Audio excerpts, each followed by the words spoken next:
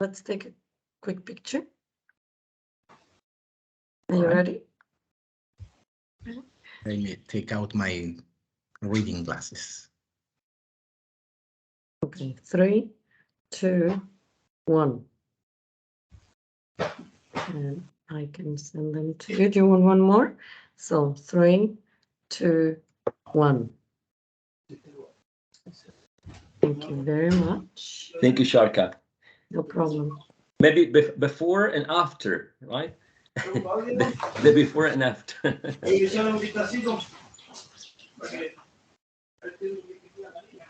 Okay. So first of all, thanks to all of you who were able to log in. I would like to welcome to this third version of the Research Day. To begin with, I would like to introduce Dr. Valeria Sumonte Rojas, who's the Department of Languages Director, who will address the audience to begin this event. Thanks, Bruno. Mm-hmm. Well, dear presenters, students, colleagues, and our special guest, Slobodanka Dimova, thanks for being here at the university. It's a pleasure to be here today in our third research day. It is an opportunity we have as members of the language department and for the future teachers of English to share with the whole community the research activities developed by all of us, which have a direct impact on the program as a whole. The School of English Pedagogy was offered to the community for the first time in 2007. In that moment, our focus was principally the teaching and learning field of the discipline. But of course, it was not enough. So apart from teaching, the academics had to do research in the discipline. Because of the necessity to go further, the Department of Languages was created in 2010. And one of the responsibilities of this department is to encourage professors to present research projects and to disseminate results by publishing articles and presenting in conferences, as many other things. So today, we can demonstrate that the area of research developed by the academic and the students belonging to the department is becoming invisible. The Australian government defines research as the creation of new knowledge and or the use of existing knowledge in a new and creative way, so as to generate new concepts, methodologies, and understandings. This could include synthesis and analysis of previous research to the extent that it leads to new and creative outcomes. Well, it's not necessary to work on a complex type of research, but you have to follow certain steps, of course. You could do what the Department of Education at Western Sydney University says. You can work on synthesis and analysis of previous research. It can help you to get new and creative outcomes. We, the academics of the Department of Languages, encourage each of our students and the community in general not to work intuitively, but to do research and follow the corresponding steps to answer the questions that generally emerge while teaching in order to work to get reliable answers. So finally, I would like to say thanks to the organizer of this third research day. Thanks a lot, and let's have a very good experience with this conference. Thanks. Thank you very much. Thank you, Dr. Sumonte, for your words. And now it is my pleasure to introduce our keynote speaker, Dr. Slobodanka Dimova. Dr. Slobodanka Dimova is a professor in multilingualism and language testing and the coordinator of the test of oral English proficiency for academic staff at the University of Copenhagen, Denmark. She currently serves as a member of the Executive Committee of the European Association of Language Testing and Assessment, ELTA. Her current research interests include rater training and rater behavior for oral proficiency tests, development and validation of scales for performance-based tests, use of technology in language testing and assessment, and policies and practices related to the implementation of English medium instructions, EMI, programs at non-English dominant universities. She co-authored two recent monographs published with Routledge. The first one, The Evolution of EMI Research in European Higher Education, published last year in 2022, and Local Language Testing, Design, Implementation, and Development, published in 2020. So, Dr. Dimova, welcome to this third version of the Research Day at the Universidad Católica del Maule. The floor is yours. Thank you very much for the introduction. I'll try to share my slides, hopefully.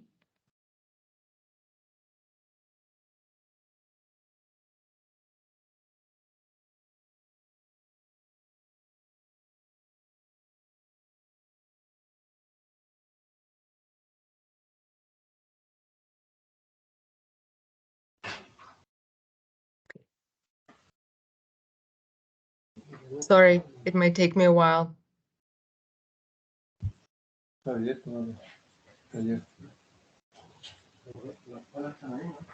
Sí.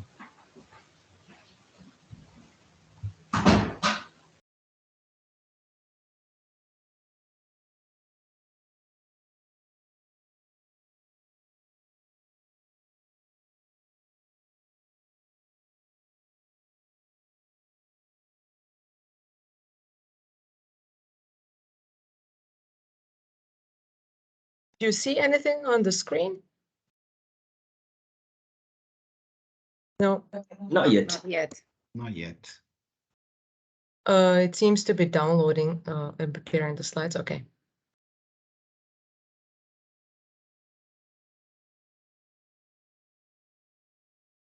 Can you see them There we now? go. Yes, perfect. Okay. Well, first I'd like to thank Valeria for inviting me to Talca and also to give a presentation at this conference.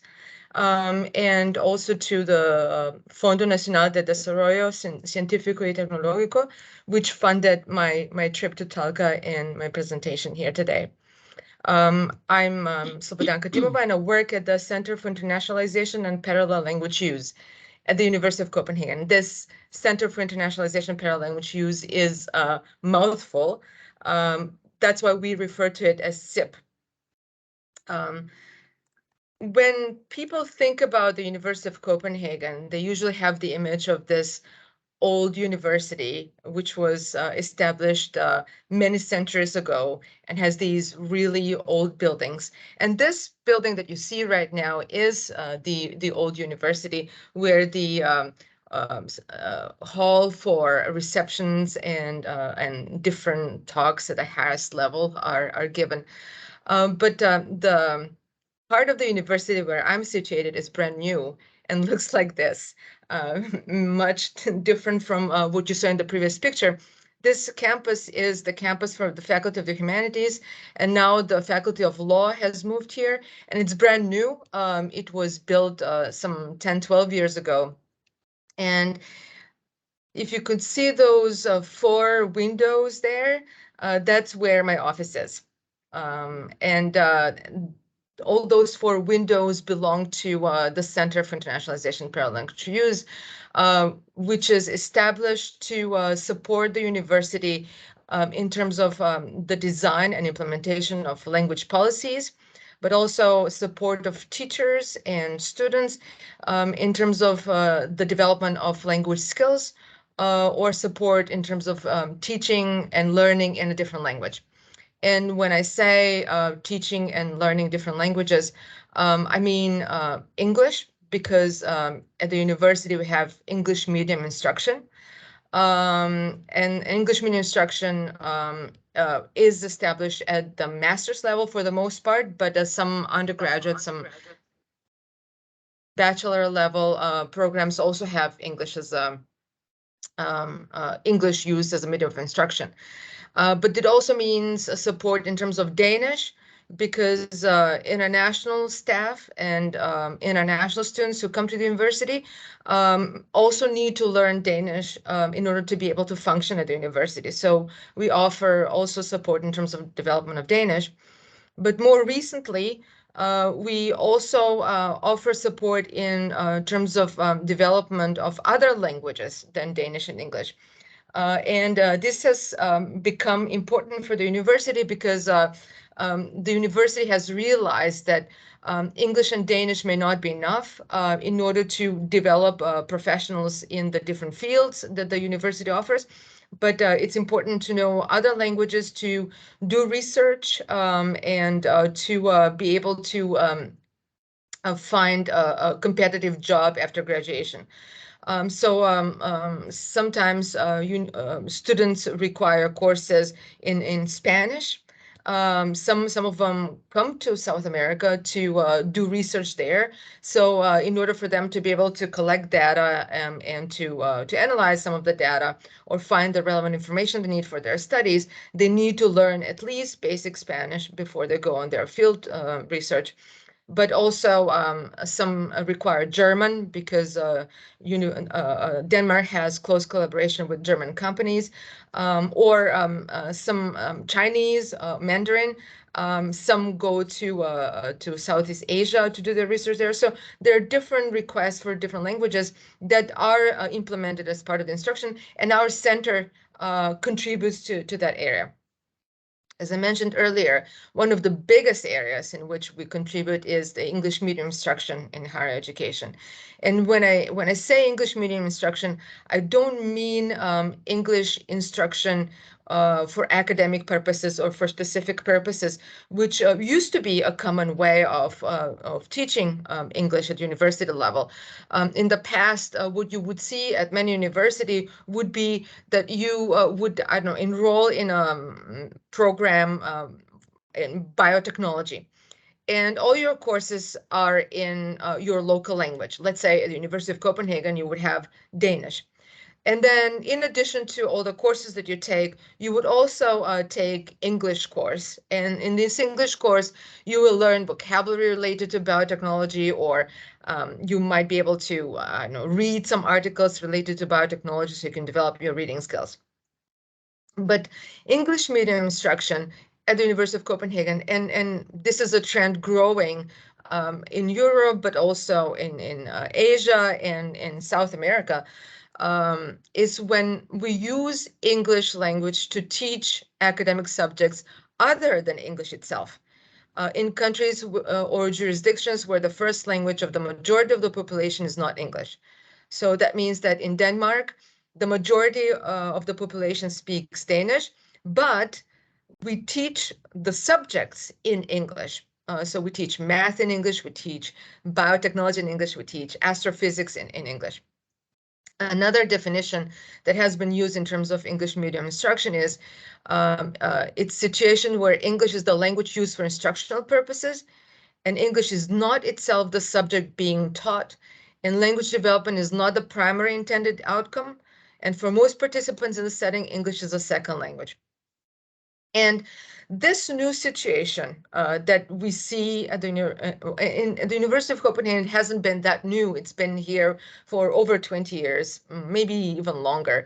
But in other contexts where this has been implemented, we get a new situation where we might get a need for assessments, language assessments that may not exist out there. There isn't anything that we could use to assess our students for the different purposes that the language is used at the university, or to assess the teachers for the different purposes that the language is used at the university.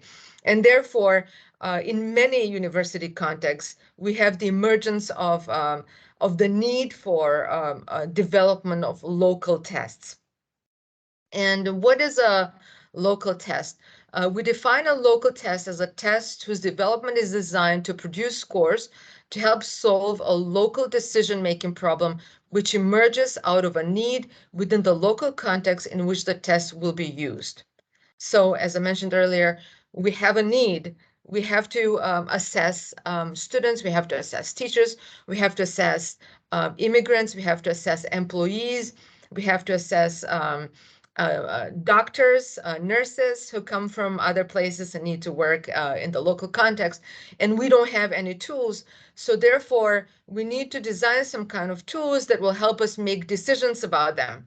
And these decisions could be related to whether they need to take any courses in the language, and then maybe if they need to take courses, what those courses should focus on, because and we can design the courses or the content of the courses based on the results of the assessment, or we can use this test to make decisions about whether these people can do their job or cannot do their job, or whether they need support to do their job, and so on and so forth. So we need the test to give us some information about these people and their language skills, and based on that information, we make decisions what we're going to do next.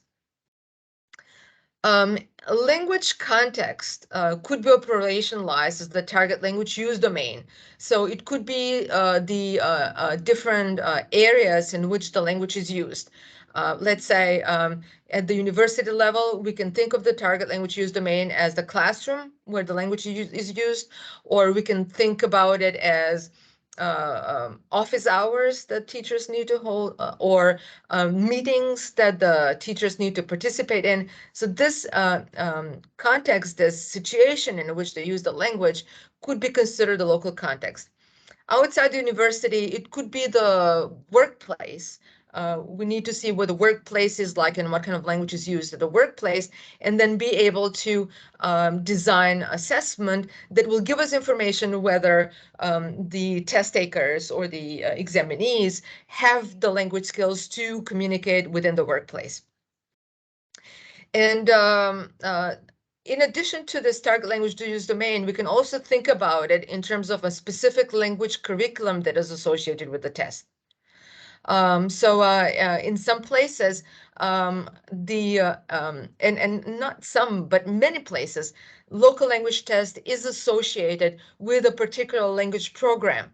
So we use the local test to place people in the program, or to find what their needs are so we can develop the program further, or we can use the test in order to assess what the students have learned, or if they have learned anything in the program. So it is associated with the curriculum, and in some ways it reflects or supports the development of the curriculum. So with this definition, we can see a clear difference between local and large-scale tests, because large-scale tests have no association with the local context or the local curriculum. But at the same time, it's still a little bit vague, because there are individual differences across tests and contexts. And this allows us to account for these differences. And let me show you how we can think about the continuum from international large-scale tests through local and then classroom tests. You may be familiar with some of the international tests in English that are out there, like the TOEFL or IELTS or the Cambridge test or APTIS. These international tests are international because they are administered internationally across different contexts. And then you also may be familiar with classroom assessment, because US teachers or future teachers would use language assessment within the class in a mostly informal way, an ongoing way, assessment that you develop as a teacher in order to follow the progress of your students. Now, with local tests, they are between international tests and local tests in the way that they're not as informal as in the classroom, and they're not as out of context designed as the international test.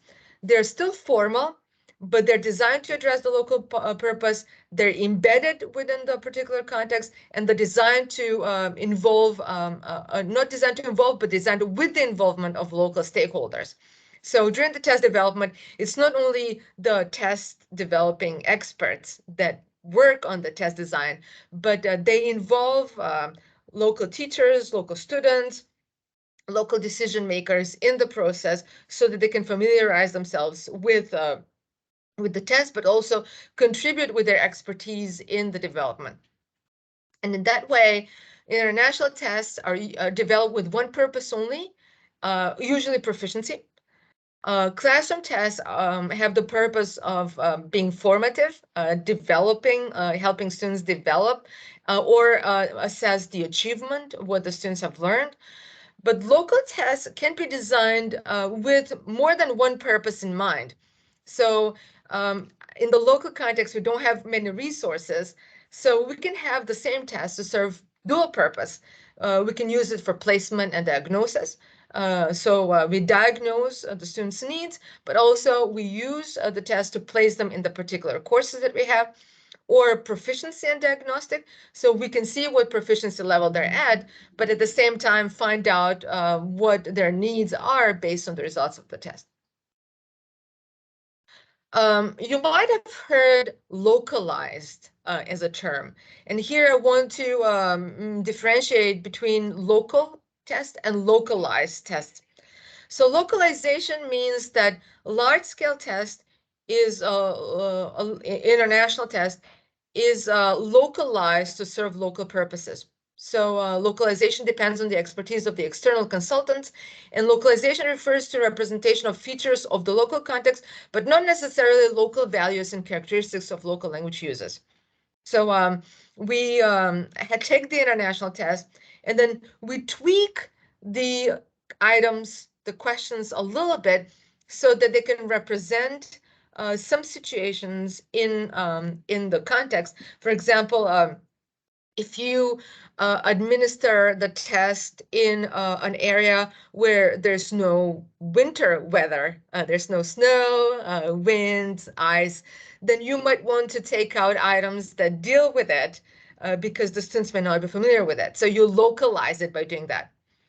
Now, with the local language tests, they are designed bottom-up. So they're not designed top-down from the testing agency and then localized with the involvement of local expertise. They're designed bottom-up, considering an array of contextual variables, needs, constraints, resources, which all shape the design, implementation, and use.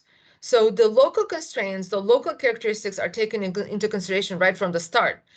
And they may serve a variety of purposes that cannot be effectively addressed by addressing tests intended for general purposes in local clothes. So with the localization, we take one test that is designed for general purposes and then dressed in local clothes. But the local tests are designed with the local characteristics. And then local tests enjoy more flexibility and diversity in the choice of language tasks. Just because the local stakeholders are involved in the process, they can influence its development in an ongoing way, which may not be the case with large international tests. You might be wondering why I have these signs at the bottom of the page. Local language testing practices can be used for programmatic needs. These signs represent the two different waves in local language testing discussions, where we talk about the separationist movement and integrationist movement. And with the separationist movement, some scholars think that test content and constructs should be independent for assessment context for greater generalizability of score difference inferences. So they think, okay, we have to have a test that can be generalizable beyond this particular context. And yesterday, I talked with some of you about a local test for Haitian immigrants in Chile. And you designed a test that was appropriate for the type of activities or communicative situations Haitian immigrants are involved in the Maule region. But you were wondering whether that could be generalizable for other regions where the immigrants may not be involved in the same type of activities. So separationists would say, well, that's why you have to just not have anything that represents the Maule region and have it so broad as possible so that all these different areas could be represented. Now, integrationists think, well, maybe the alignment between the test and the associate instructional program should be tighter. And an embedded test can inform the revision of the instructional program. And that's where the language testing, local language testing comes in. When we talked about the assessment that you designed, we also talked about the instructional program. So this assessment can tell us how we can design the instructional program and whether in the future this instructional program may need revision. And the test might be extended a little bit beyond the Maule region, but then at the same time, it should give us enough information to help the people who are here with specific or concrete language development that would be provided to them in the instructional program. So local language tests can help local members better understand the language learning backgrounds and proficiency profiles of the learners, because there's this connection between the teachers and the test takers through the local language test. The local language test tells the teachers who their test takers are and what their language profiles are. And that understanding helps them with the further steps or decisions they need to make. The local language test can help establish assessment tests that are not only construct relevant, but also sociopolitically appropriate. And this sociopolitically appropriate is an important part because sometimes we can look at different constructs or different communicative models or examples of assessment that exists out there, but they may not be sociopolitically appropriate for our context, especially if we're administering it to a particular group of people that may not be familiar with the type of assessments or tasks that are out there and have been used in other places. But also, there's certain ideologies related to language assessment in particular contexts. So we have to take into consideration those in order for your assessment to succeed. Otherwise, people will reject it right from the start, and then you won't be able to do anything about it. They can help devise instructional and assessment materials to match learners' changing proficiency profiles. So right now, you administered the assessment to a group of Haitian immigrants in Maule, and you saw what their language profiles are. But by using the assessment in the future, you may see that perhaps the language profiles of Haitian immigrants changes. Maybe the type of immigrants that come with their educational backgrounds, their language learning patterns may change in the future. And the assessment will allow us to identify that. And then track proficiency development against standards beyond the local context. So you could align your local assessments with international standards. I also, when I talked with you about the language test that you designed for Haitian immigrants, you talked about CFR levels. So standardizing your test or aligning your test with CFR will make it more transparent beyond the local context while maintaining the local context characteristics. And sometimes this may be necessary if you want to make sure that the results for your assessment are understandable beyond your local situation.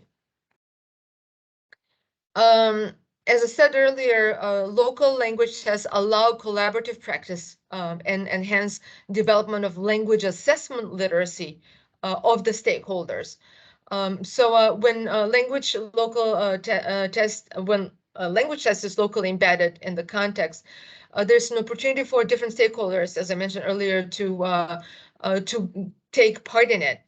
And with this, you draw local expertise at each stage of the development, implementation, administration, and maintenance.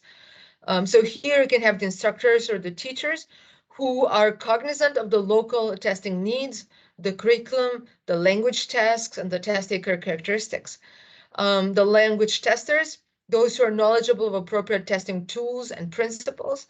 So, in order to make sure, and again, when I talked with some of you yesterday and the day before about your local test, we're talking a lot about, well, validity, is it valid, and validation. And so the language testers, so those who are involved with language testing, are the ones that are thinking about the technical aspects of the assessment and the validity and all these things.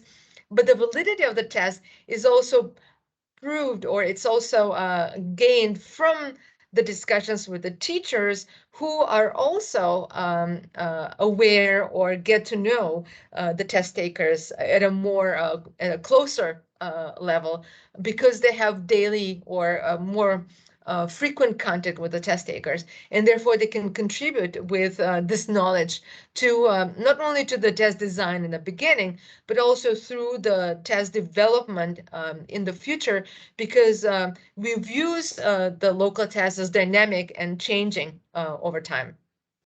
And then administrators and institutional leaders, but I can also say here, not only administrators and institutional leaders, but also ministries or political leaders, because sometimes with the data that we collect through local assessment, we can inform not only institutional leaders locally, but also perhaps government leaders and government members or political leaders about the needs that exist in the country, and maybe how those needs could be addressed through in implementing local or maybe national language policies for different groups in the country. One of the main advantages of local assessments is that they allow quality control and program evaluation. We can collect data about the adequacy of test items, administrative procedures, outcomes, and the impact in the particular context in which the test is implemented. So going back to the example with the language test for in Spanish for Haitian immigrants, you have an opportunity to collect data over time, and you can see whether there are certain trends that are maintained or changed over time. And I mean, by talking with you, you said, well, the first time you did this, it didn't work really well because the test takers did this or that. We didn't know whether the instructions should be in their L1 or in their L2 or what to do. So all this is an experience that you gain through test administration that you could use in order to improve the test in the next steps. So if this has been designed out of the context, we wouldn't have known that these things would have been experienced in the local context. But because it's developed locally, you are collecting these data either formally or informally and figuring out how you can improve the test as you go along. So this means that local language tests cannot and do not have to be perfect right from the start, because if you wait for them to become perfect, then you lose the momentum, and then it may be too late. So if you took 2 years to develop the test before you administered it, you would lose 2 years that you could have possibly helped Haitian immigrants with language instruction. And you lost it because you wanted to come with something perfect. So perhaps slightly imperfect assessment implemented at the right time, with opportunities for fixing the issues that might be out there, may be a better option than waiting until it's perfect. Because even if you wait and you figure it's perfect, things might have changed in the meantime. And then you have to re-evaluate your test and revalidate your test to make sure that it complies with the change situations. So therefore, this continuous validation can promote a test evolution that remains in pace with the local testing needs, because the local testing needs will also change. And then systematic gathering of information regarding the program's effectiveness and efficiency in meeting its goals and assurance of language skill, cultural knowledge, and proficiency development is what the assessment allows. Because if you have just program, just in language program, then you will still have some data, but your data may not be systematically gathered, and your data may differ based on the teachers involved or the particular students or candidates that were enrolled in the courses. So it won't be systematic. But because the test is the same, and you administer the test across different years or different months or different weeks, you systematically gather comparable information that allows you to follow trends. Now, what does it take to develop a local test? And how can we establish test administration sustainability? One thing that happens quite frequently across different places is that institutions can get funding to develop a test, but there's no plan for sustainability. So we get a grant or funding to design the test tasks and pilot it and administer it for one time, maybe 2 times. But then there's no plan in terms of, well, will we get funding to actually maintain it? Because as I said earlier, this continuous validation and reinvention of the test requires financial support. So if that financial support is not established, then sustainability is not established as well. And I've seen many situations where the institution has put in money in design of a local test, but then the test died out a couple of years later because there was no plan in terms of how this could be made sustainable.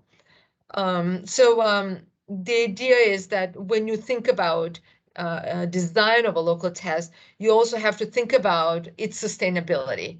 What would it mean to maintain that test in the future, and what kind of how much funding or what kind of resources are needed for this maintenance?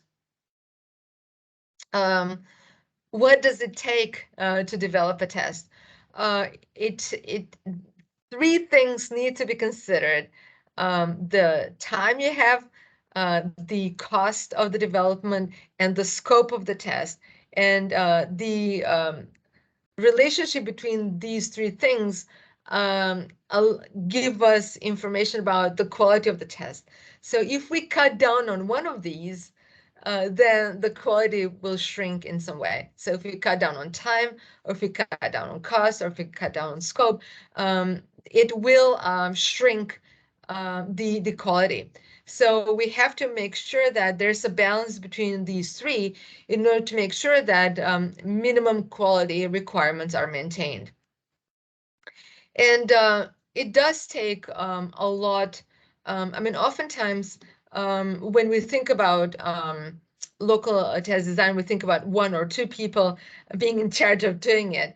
And oftentimes 1 or 2 people get all these roles here during the test design and implementation. But if you think about sustainability, you also have to think about the sustainability of the roles that people have. So think about the people who have been involved in the beginning and how they contributed. What if some of them leave and go to work in another institution or retire? Then what do we do? What does that mean for the maintenance of the assessment or the sustainability of the assessment? And will the new recruits or the new people who come and take on the role have the same background in order to maintain that role? So these roles, although might be taken up by 1 person, they still need to be clearly defined and explained, perhaps in a technical manual or in some kind of a report, in order for people who come after those of us who have designed a test have an idea what we did and what we meant when we were designing the test, so they can take it up and further work with it. And here, I don't know if you can read it. It's really a small print. You can think about the resources needed for development, administration, and maintenance in terms of human, material, and space and time resources. And if you, for example, for humans, you need item writers, scale developers, graphic designers, actors or speakers for listening items, for example, audio, video editors for the design of if you have video items or audio items, administrators, people who register test takers and maintain the data, and then maintenance. If you want to have, nowadays there's a move towards digitalization of assessment, and perhaps not so much in the delivery of the assessment, but in the on the back end of the assessment, where the data you collect, how you create a database where you keep the data in a relevant way so that you can coordinate all the different types of information you have about the test takers. Because if you have a small number of test takers, it's easy to keep track. But if this number grows, then you might want to have a systematic way of collecting data in terms of the test taker's background, but also in terms of the results that they had, number of times that they took the test, and so on, and maybe also instructional success or participation in instruction, so that you can coordinate all these data and see how they influence each other in some way. And then material for development, and administration and maintenance, and space and time. You need a place where you administer the test, and sometimes the place can affect whether the test takers come or don't come, and both in terms of taking the assessment, but also in participating in the instructional program that follows or precedes the assessment. And then whether the test is administered in the morning or in the evening can also play a role in terms of the test taker's concentration. If they had a long day of hard work during the day and they come to take the test in the evening, that may influence their performance. So the space and the time needs to be also taken into consideration in relation to the test taker and the local context. And then I mentioned this earlier, the back end or the data storage. Oftentimes when we think about test design, we think about the front end. We think about the tasks, we think about administering the tasks, but then we don't think that much about what comes afterwards. Once the test has been taken, what do we do with the data? And it's not, I mean, it's not only when the question is related to a very small local test. We get the same issue with large scale, even local but large scale tests, like in Denmark with some of the school leaving exams in foreign languages in 9th grade. There's the data are collected, but there's no systematic database where these data are stored so that they could be analyzed in the future. So it's important to think about how the data are stored afterwards, because again, this backend is crucial for us in order to understand our population, testing population, how this population develops over time, how we develop instructional programs, whether we can generalize or not, what we need to do to improve the test, and so on and so forth.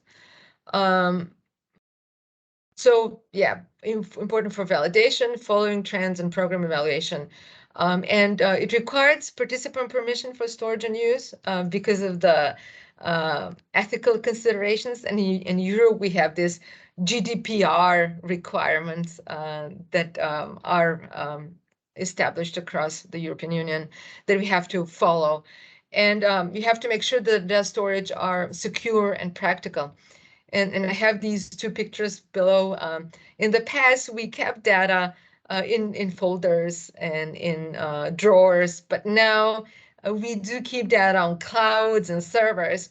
But clouds need to be considered carefully because sometimes they're not secure enough and can be accessed or hacked. And with the GDPR regulations in Denmark, we're not allowed to store anything on a cloud server if we don't own it ourselves. It has to be secure. So let me give you an example of a local test that we use at the University of Copenhagen. As I mentioned earlier, we have English medium instruction at the university, particularly at a master's level. So in the Faculty of Science, all the courses across the board are offered in English.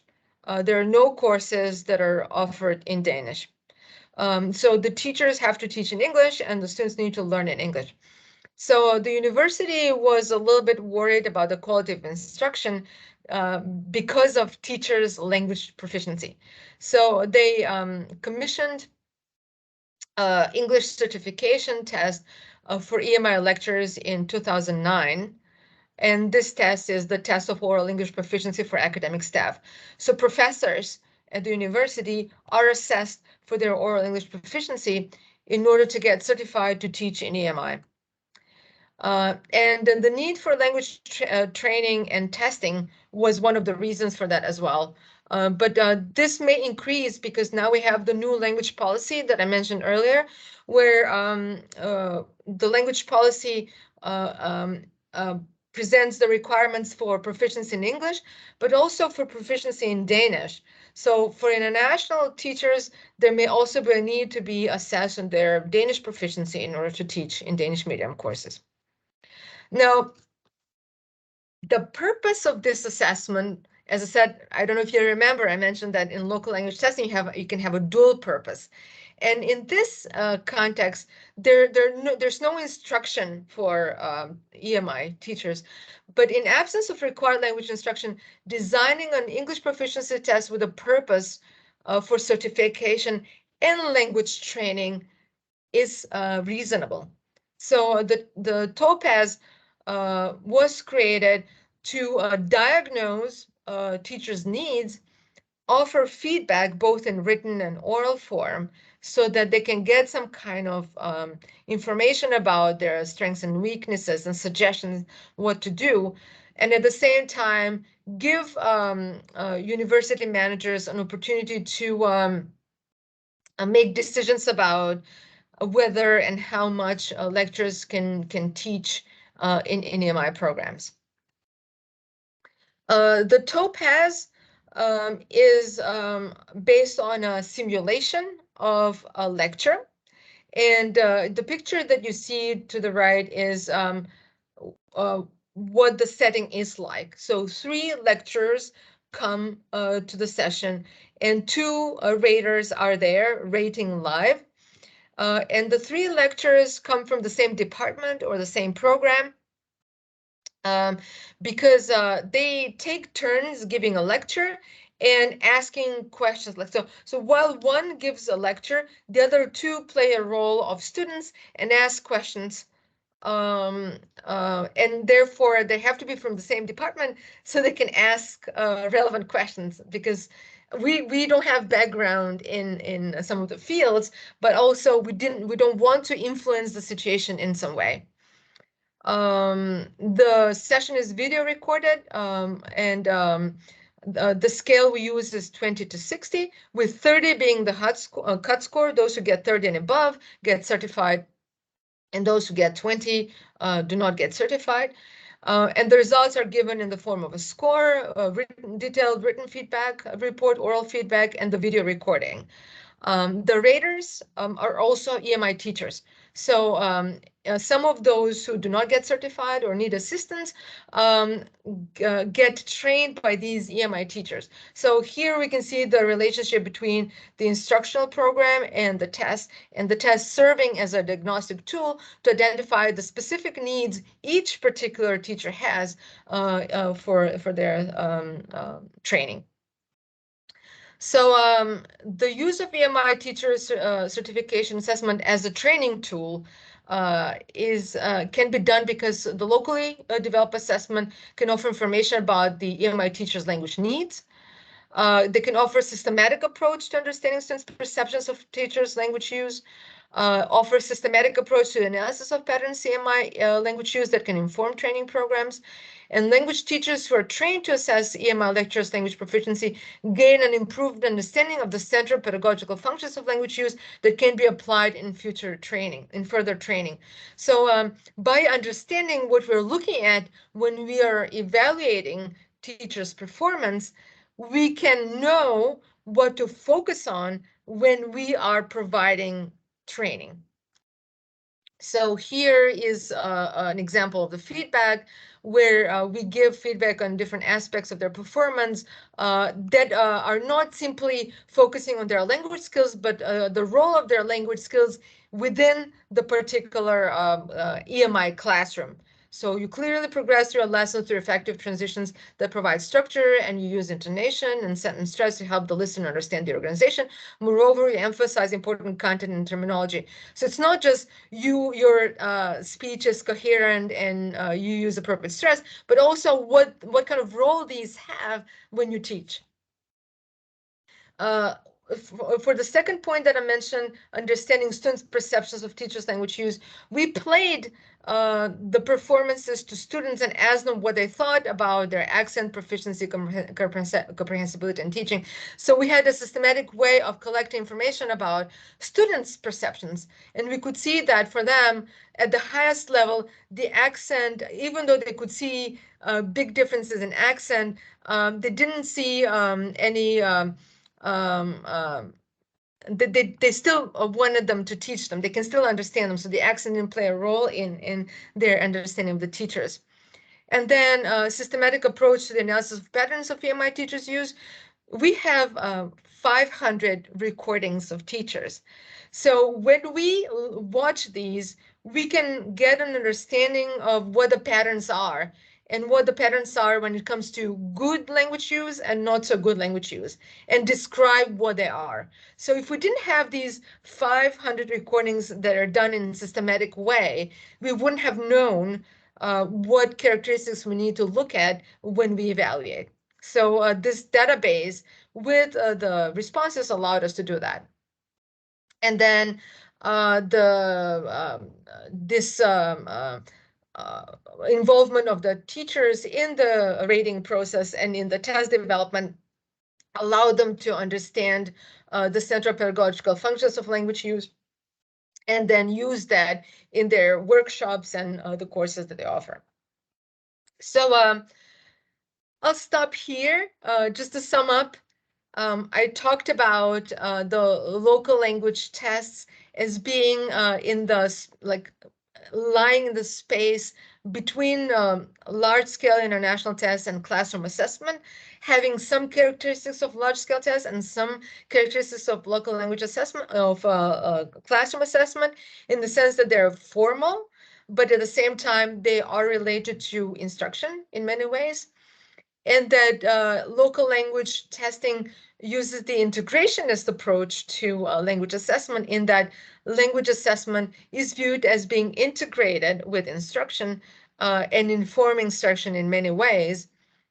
Local language test development requires a lot of resources. So thinking about not only the design, but also sustainability is important right from the start. And I gave you an example of a local language test, that the Topaz at the University of Copenhagen, but I also refer to a local language test that you use locally here. And maybe you can think about the points that I made in relation to the future steps or the further steps that you want to take with your assessment. I'll stop here and I'll close my PowerPoint, but you're more than welcome to ask questions if you have any. Thank you, Dr. Dimova, for your informing presentation. Now, it's free for everyone who would like to ask questions now.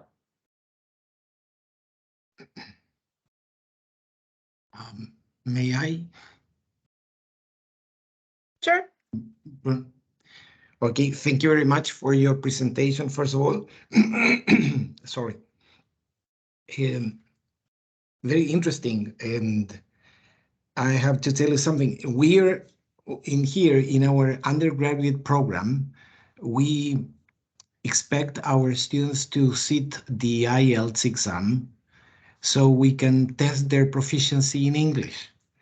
And you talked about the TOPAS, the test of oral proficiency for academic staff, which is very interesting in the sense that it's, from my perspective, it's more complete in the sense that you have the teachers teaching a class, you can observe, you record them. And here comes my question. What's your view? Because we use the IELTS, which is an international test that doesn't take at all into account the local community. I'm thinking about, for example, trains. We don't have many trains in Chile these days. And since it is recorded in England, many of the listenings refer to trains and information related to taking the train.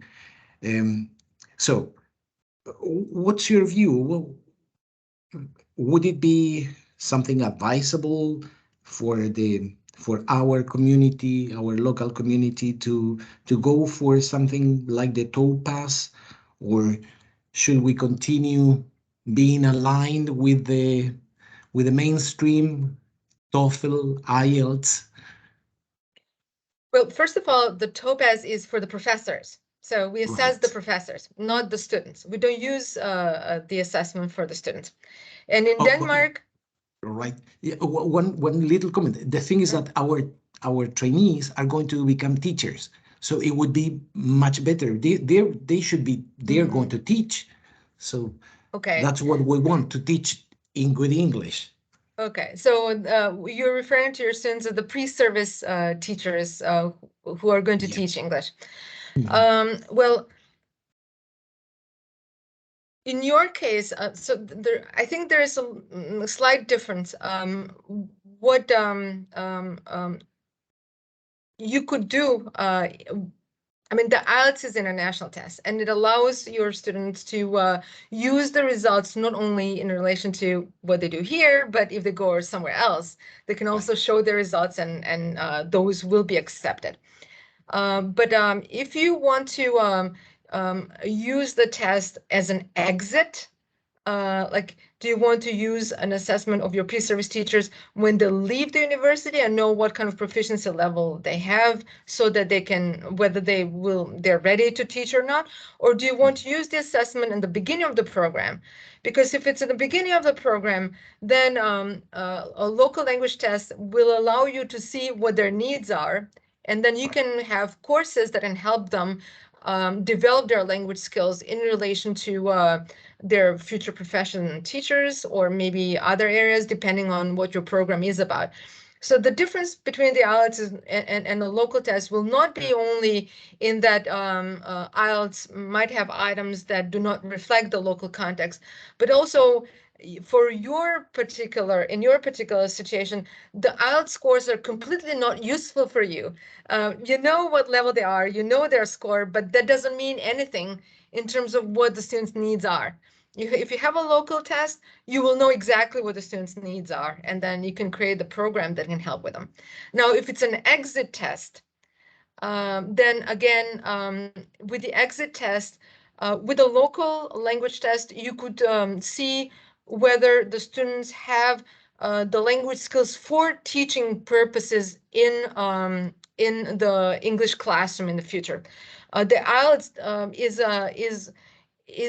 has been developed for admission of international students at American, or not American, but the British or Australian universities.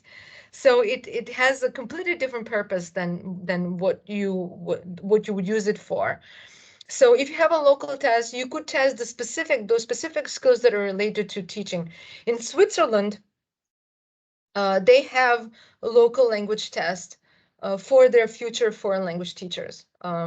So they have to take this local test, and based on that, they decide whether the teacher is ready to go and teach or not. They have sufficient language skills.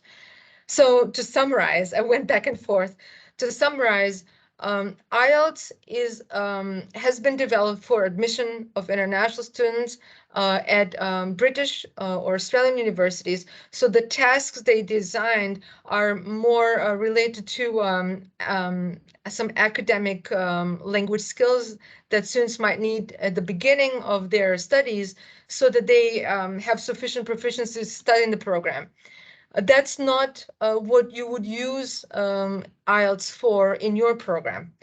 If you want to find out your future teacher's proficiency in the beginning when they come into your program, then a local test will give you specific information about what their language needs are, and then you can focus your instruction on that so that by the time they graduate, they can develop sufficient proficiency to be teachers.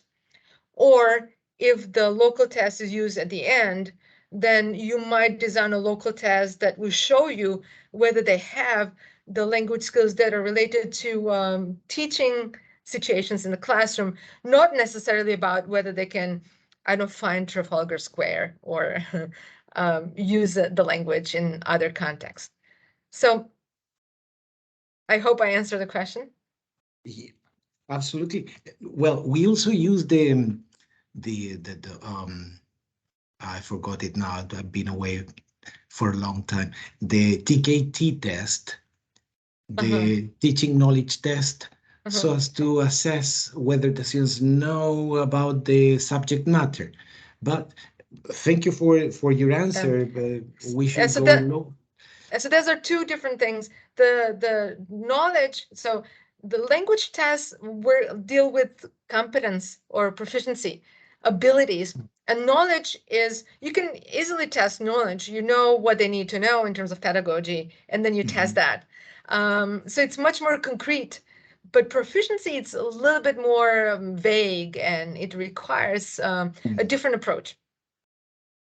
Well, thank you very much. It's something that we have to reflect on because we want to test, we want to train the best teachers of English. So they need knowledge and language as well.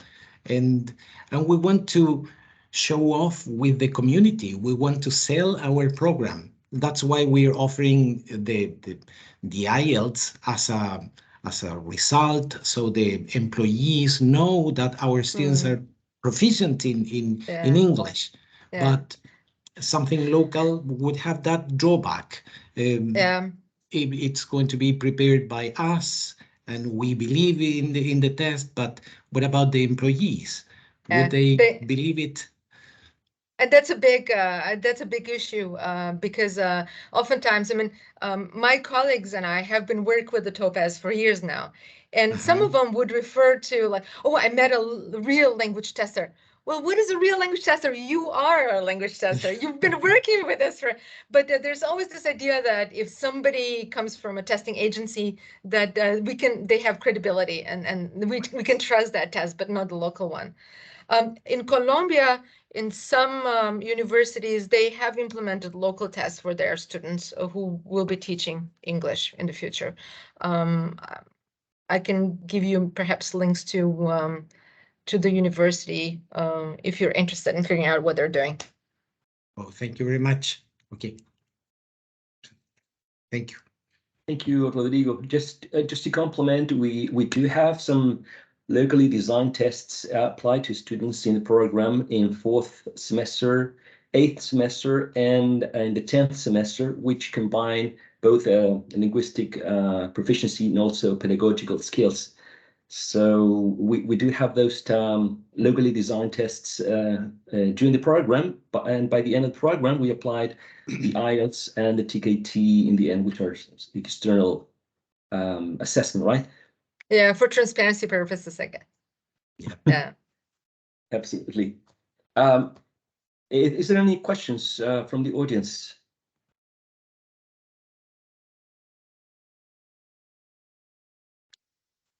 Well, we're waiting for someone to ask. I just wanted to add, sometimes the way, I mean, there has been a lot of mistrust of Topaz in Denmark as well, because we locally developed it. But if you create a technical manual with the data. I kept mentioning the data, where you present the data about the qualities of the test, then over time you will be able to make a case for it and people will accept it. I mean, it took me 8 years at the University of Copenhagen to convince people that what we're doing has quality, because we have taken into consideration all those aspects. And I could present that because either published it in journals, or I have a technical manual that I can show to them. And people started trusting that, okay, maybe what they're doing is credible. Yeah, no, definitely. There's a question from the audience, Professor Chuan. Good morning. Good morning, Chuan. Morning. Good morning, Dr. Dimova, English Pedagogy School staff and community. Good morning. Thank you very much, Dr. Dimova, for your speech. And I have a simple question. Would like to have your enlightenment to help us make a better university for local Tarkino students in the future. This is my question. Well, let me start with this reflection. Well, the promotion of bilingual policy is undoubtedly a new opportunity for higher education, allowing teachers, of all knowledge areas. Oh, thank you. I forgot to turn on my my video camera. Okay, now yes. Hello, good morning again. Hey, now we can see you. Good morning Hello. again. Okay, let's start over. The promotion of bilingual policy is undoubtedly a new opportunity for higher education, allowing teachers of all knowledge areas to rethink their in-class teaching methods and reflect whether EMI teaching is just a language conversion or requires implementing a new teaching method. The promotion of bilingual education, if done perfectly well with systematic and structural change, can create a whole new situation for higher education. However, for us, a local university, Universidad Católica de Maule, students' enrollment number has always remained a concern for higher education institutions like us. It is hard to convince potential students and their families why they should go to a university with EMI program instead of another that does not. Maybe they could say, well, come to our university and in our English class, you will have a good time. Most Chilean families that seek for EMI teaching for their kids have been building a blueprint for them. And always its final goal is to go to English-speaking countries and seek for better professional development. How could UCM, our university, a local higher education institution, make EMI programs appealing to local students and their family that do not seek developing English language skills useful? That's my question. How could UCM offer EMI programs attractive for families that do not see English language skills very useful tools for their children? I need your enlightenment and wisdom, please. Thank you very much. You're welcome. Well, it's really difficult to answer a question because in most cases, the parents do seek courses in English because they think that when the child or they're not children anymore, but when they're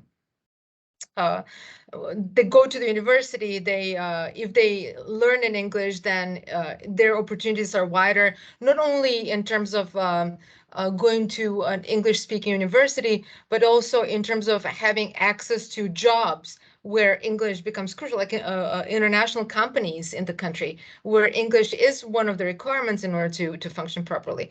So in many countries, universities implement EMI actually to increase their recruitment of students. So the situation that you present here, that EMI will actually have the opposite effect, it's new to me, because as I said, it's usually the opposite. But I think perhaps more discussions in the media in terms of the benefits of EMI, in terms of access of latest research.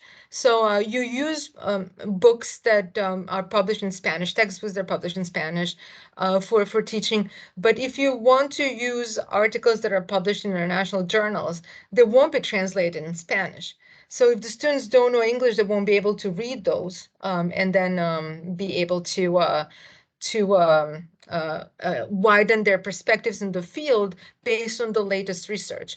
And usually research that is important, unfortunately, in some ways, is published in international journals that are in English. So that's one way to promote that. And like in Denmark, for example, even if undergraduate level courses are in Danish, almost all the reading materials are in English. Now, Denmark is a specific context because Danish is not a big language like Spanish, so there's not that many publications, and we are forced to use English articles and textbooks. But in your case, even though there's a lot published in Spanish, the international research that is important is still published in English, and the students should have access to it. And they can develop it only if they've been exposed to it during classes.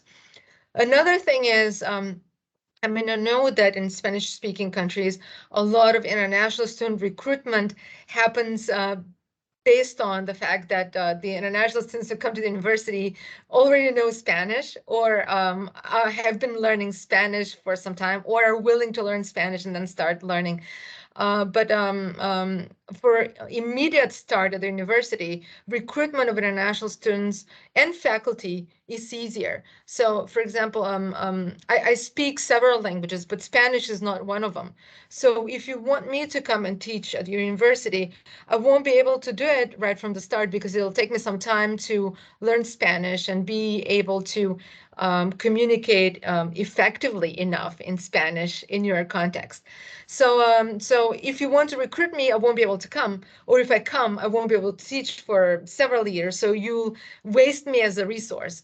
But if I could teach in English, then you could use me as a resource and then have that opportunity only with EMI programs.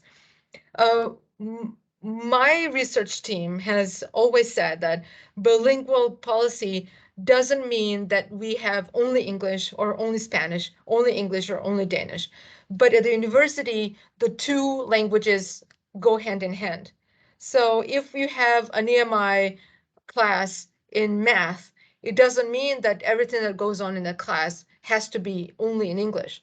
But students can talk to each other in Spanish and work on different exercises and discuss them in Spanish. They can go to office hours and talk to the teacher in Spanish if the teacher also speaks Spanish.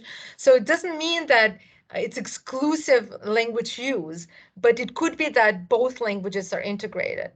So maybe first start with introducing some materials in English and not have like an English medium, but English supported education. And then maybe slowly introduce one or two courses that are in English. Maybe offer them parallelly with another course that is on the same topic, but in Spanish, so that students don't feel like they have to take the English one and they have something to fall back on if they don't succeed with English one. So maybe that would be the situation. But you have to find out, you have to have a needs analysis. You have to find out what the needs are, what the ideologies are, and then try to figure out how to address those ideologies in an appropriate way. Thank you, Dr. Dimova. You're welcome. Thank you very much. Dr. Dimova, I have a question, a short one. In terms of language testing in pandemic times, how did it change? Because in terms of validity here at in the program, we had to make a lot of changes. And sometimes in terms of testing, it wasn't very a trusted process.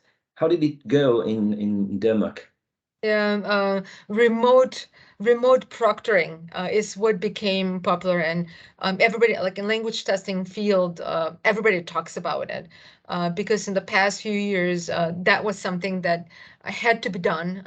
People could not go to different testing centers; they had to do it from home. One big thing that was discussed in terms of the remote proctoring was security issues, as I mentioned, and in order to make sure that the test taker is the test taker and that there's no other people in the room. They had to have a camera and show like what's in the room, and then look in a particular part of the computer so that they not look left or right, just in case somebody has come and give some signals. So there were all these very strict procedures in terms of how the test should be administered in order to avoid cheating or having someone in the class or in the room, or having some supporting, like some resources that are not allowed during the test to make sure that this cheating is avoided. Now, on the other hand, there was a lot of discussion in terms of invasion of privacy, because if you are like, if the student is at home and shows everything around them, and like you see their room, you see, like you kind of peep into their private life.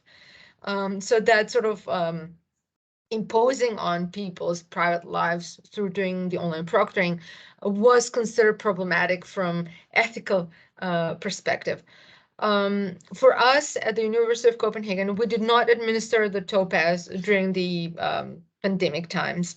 We did it a couple of times, but the restrictions were not that strong, so we were allowed to actually be in a classroom for a lot of months during the pandemic period.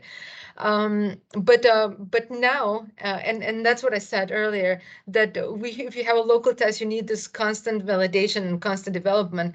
Now, this semester, we will be testing an online administration of Topaz and validate its use to see whether the language production would be similar to what the teachers do in the classroom, whether we get enough evidence about their proficiency, whether we would be able to actually administer it online, and all the security issues. So we will be trying that out this semester, which means that even though we spent so many years in development, we still need to go to the next step and develop further because the context changed.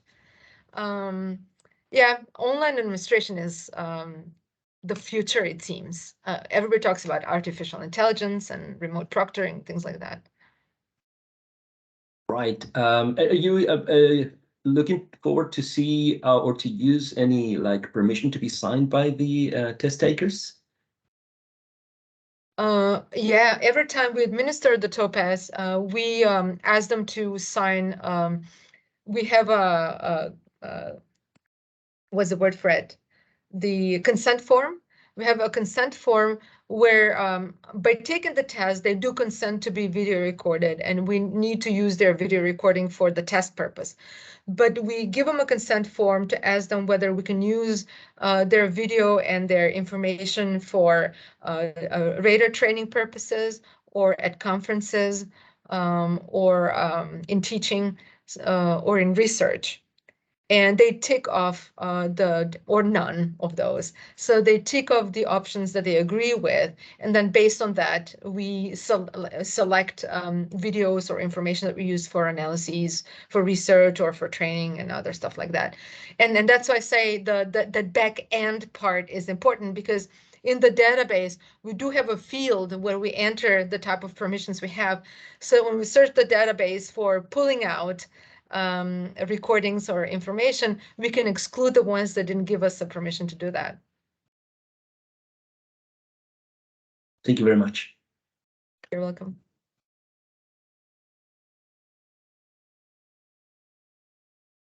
Let's see if there's any other questions, any raised hands.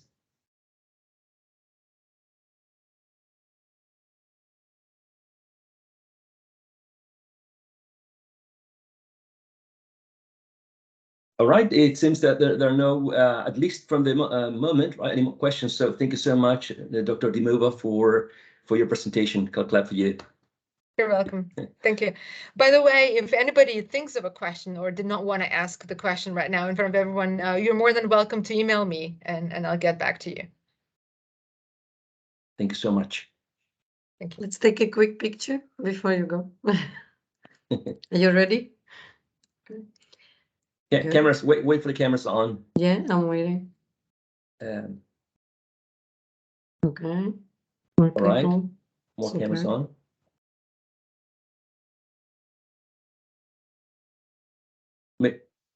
I'm waiting. Oh, all right. Okay. 3, 2, 1. Super. Thank you very much. I'll take one more. Are you ready? 3, 2, 1. Excellent. Very good. I'm done. Thanks. Thank you, Sharka. Always really good pictures. All right, so thank you again, Dr. Dimova, for your presentation. And before beginning, right, I would like to mention to all presenters that each presentation should last no longer than 20 minutes, with 10 minutes after for questions. And there will be a 5-minute left signal before the end of your presentation. So I'll let you know. Okay? That's for all presenters. I would like to introduce the first presenter. Her name is Miss Maria Carolina Ordenes Guzman. She's an English teacher, master in methodology.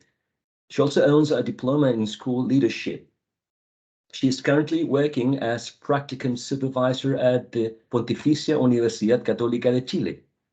In the research area, she's interested in didactics, pedagogical practicum processes, and classroom management.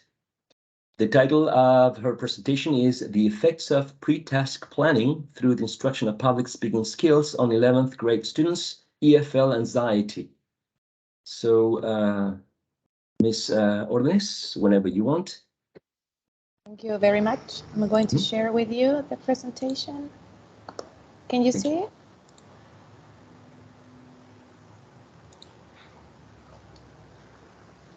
Yes. Yeah, thank you. Yes.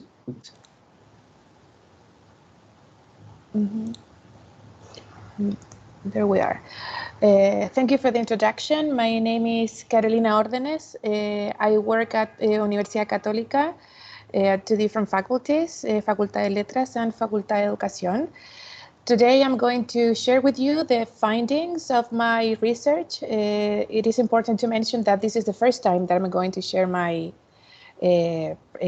research with anybody, so I'm very excited about it.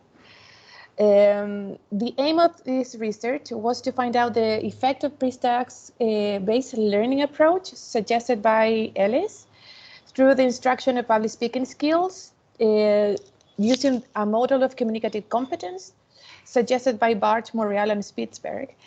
I wanted to see what effects it had on the anxiety of students. I'm going to explain to you the context of the study. It is a coeducational school. It means that boys and girls are taught separately. In the PSU national ranking in 2018, they got number 11 position. It is important to mention because the study was conducted in 2019. And last year, as new information for everybody and for me too, in the past national ranking, they got number 6. This is a school with 8,800 students, 193 teachers, and it's a very Catholic school, and they belong to the socio-economic group AB, and it's located in Lower Netea. In terms of English instruction, most of the students that took the FC passed it, and 49 students by the end of 2018 got their certification.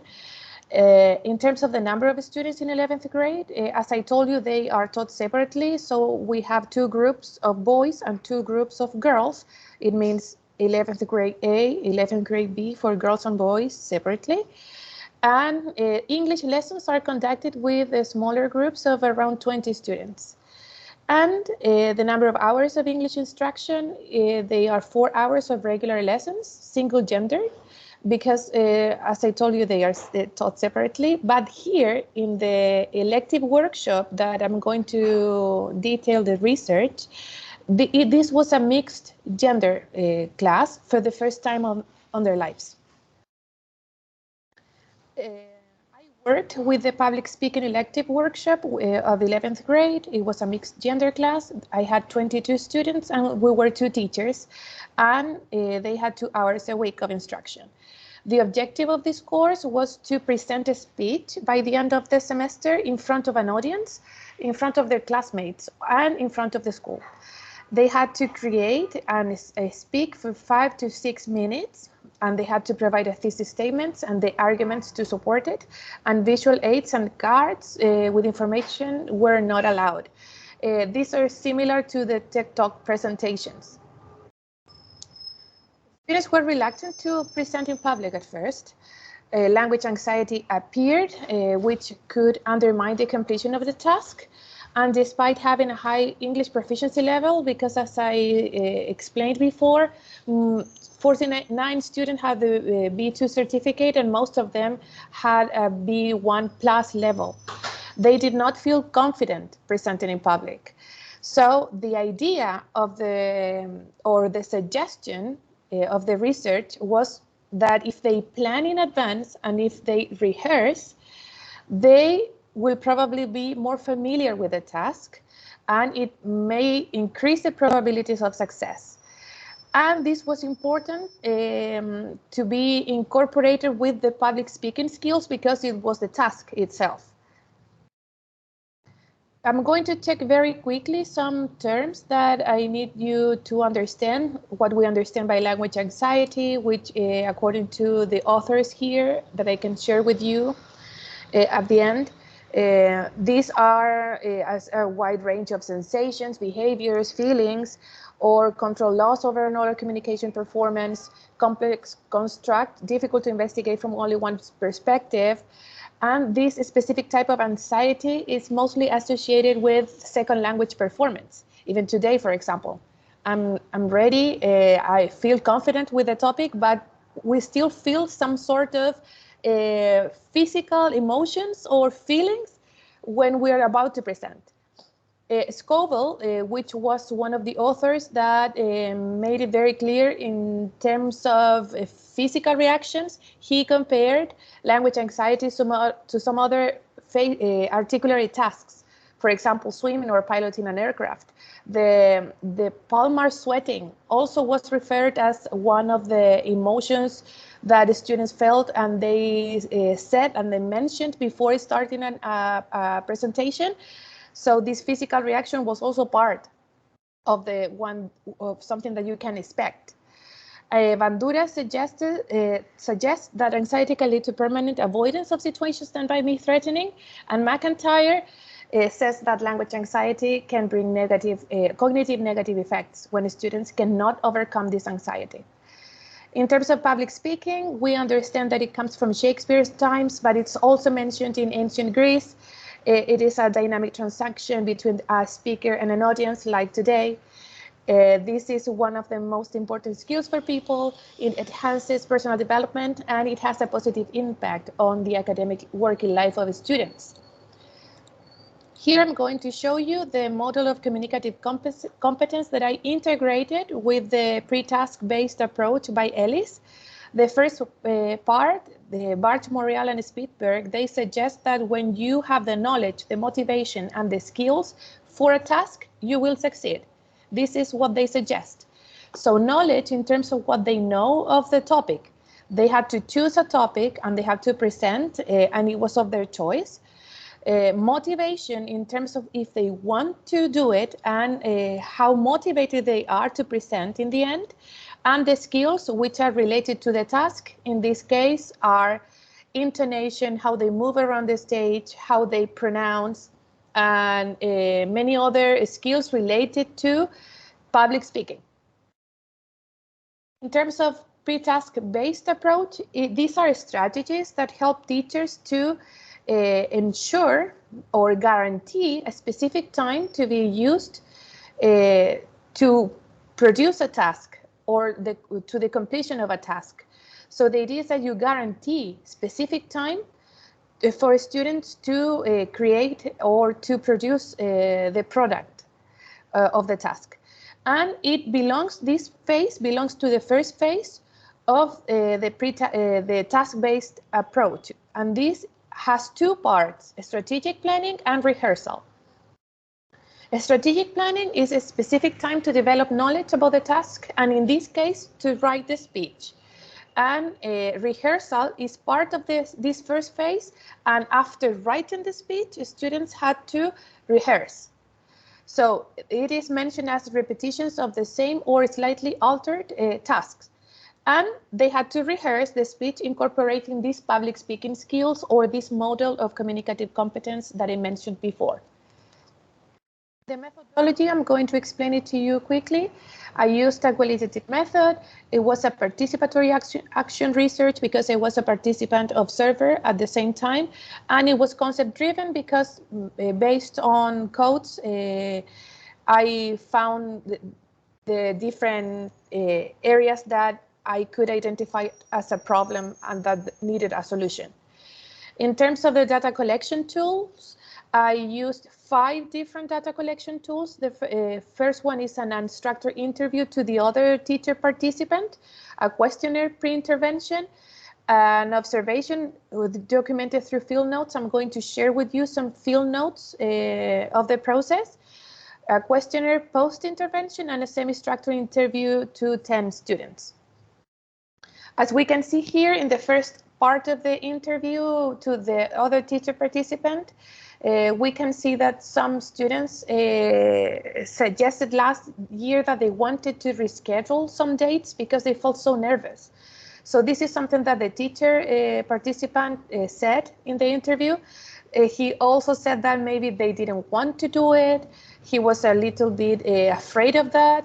And students feel overwhelmed under stressful situation because they fear those situations.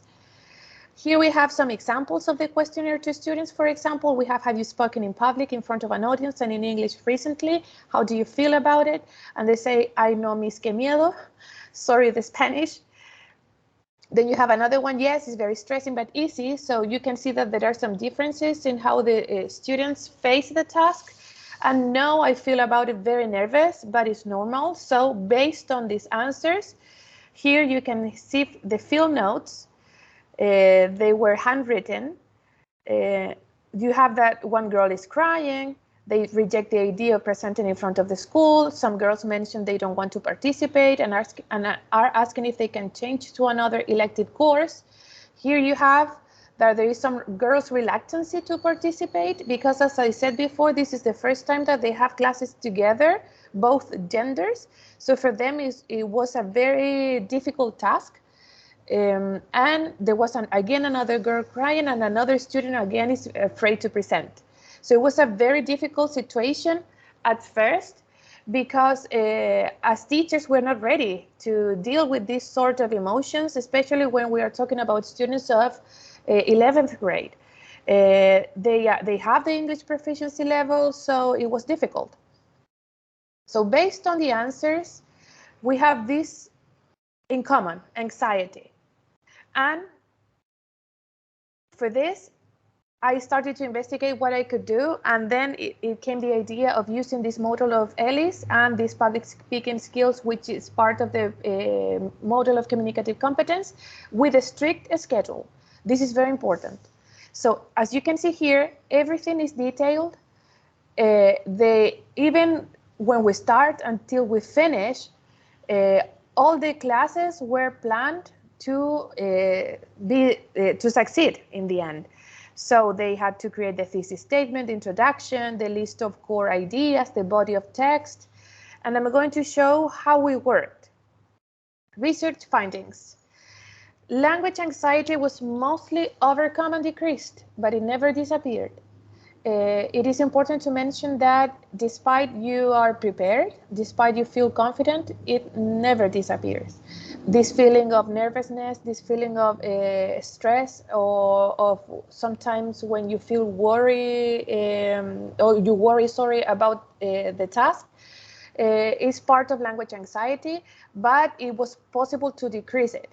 As observed and as it was documented in the field notes, anxiety was there in every session, but at different levels.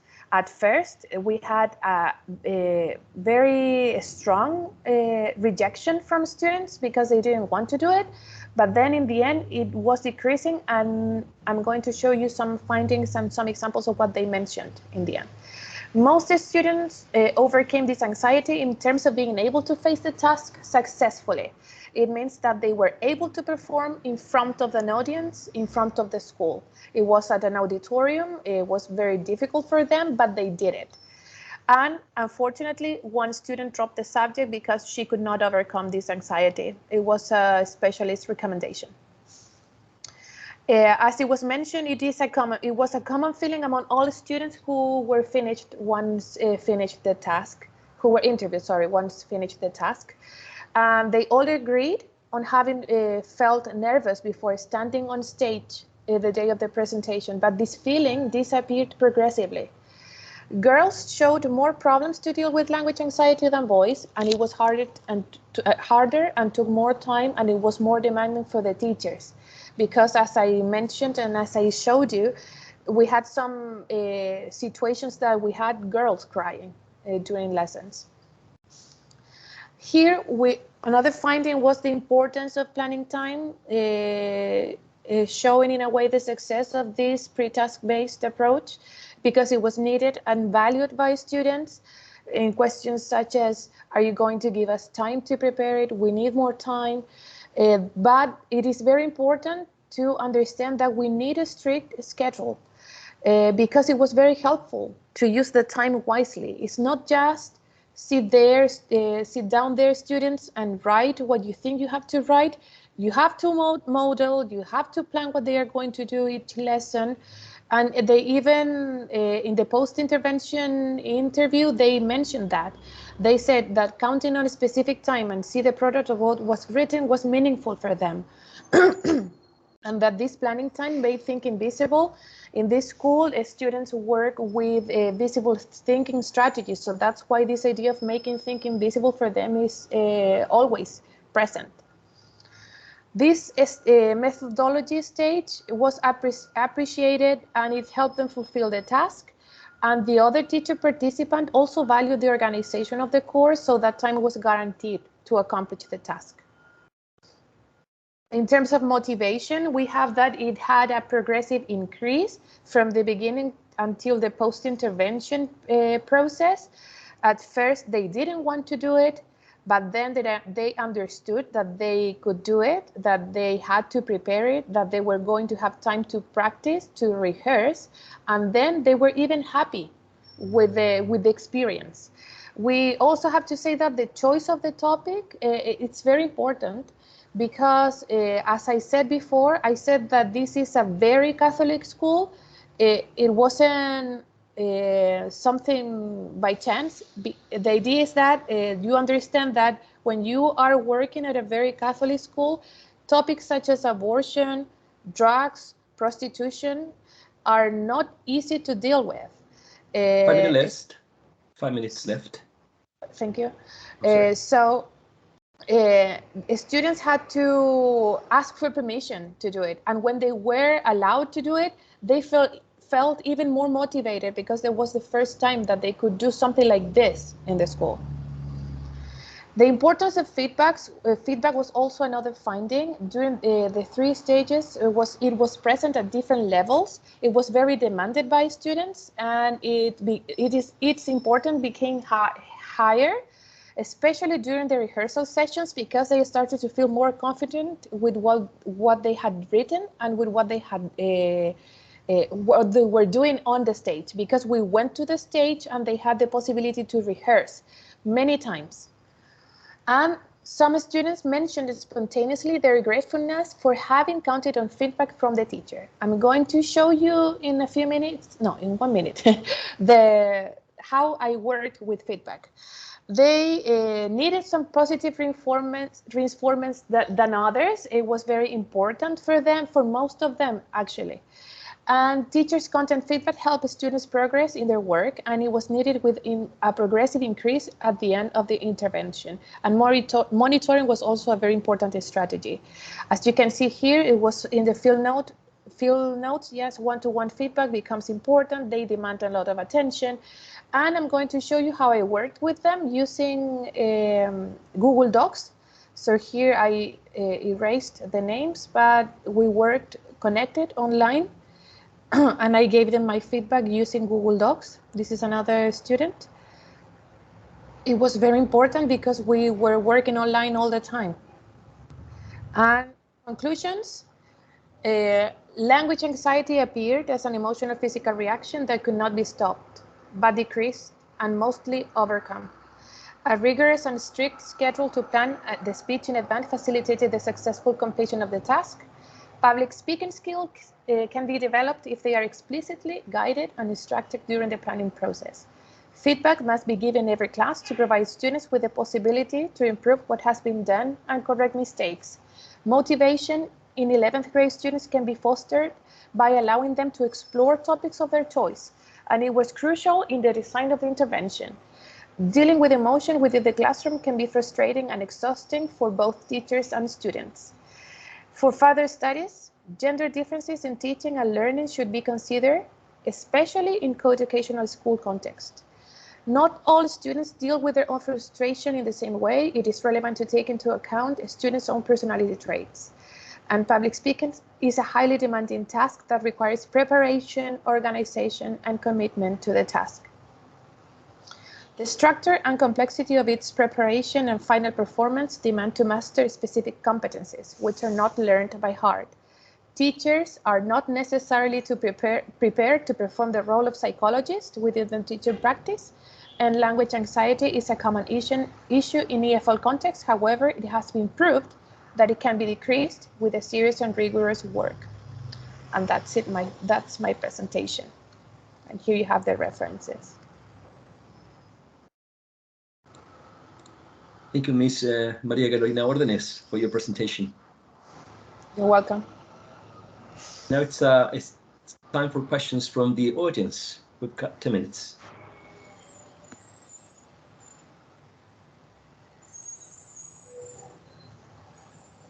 Francisco.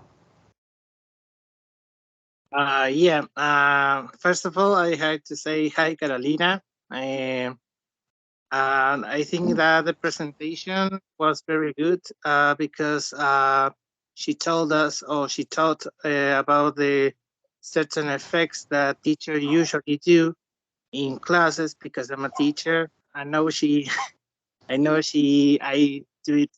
teach English, so I think that it was a very good presentation.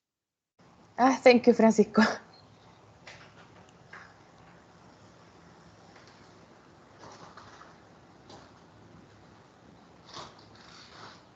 I'm sorry, I have a question. Bruno. Yeah. This study was applied recently, right? Before the pandemic. Just before the pandemic. Okay. And do you think that somehow the combination of genders in the same classroom may have some sort of impact, or may have had some impact on the results? Yes. Maybe if they had before been taught together, this would have been different.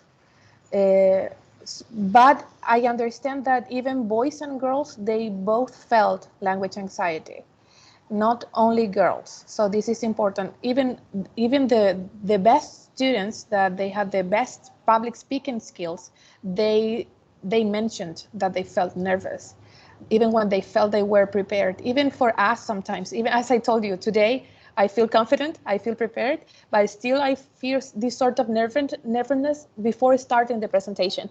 So I understand that maybe it could have been different, but language anxiety was going to be there anyway. Thank you. You're welcome. Particularly the palm sweating, right? Yes. Yeah, particularly that. Yeah, so that's why I mentioned Scoville, because he's one of the authors that suggests these physical reactions, which are very interesting to understand. So how can be speaking similar to piloting an aircraft, but the same feeling arises? Thank you.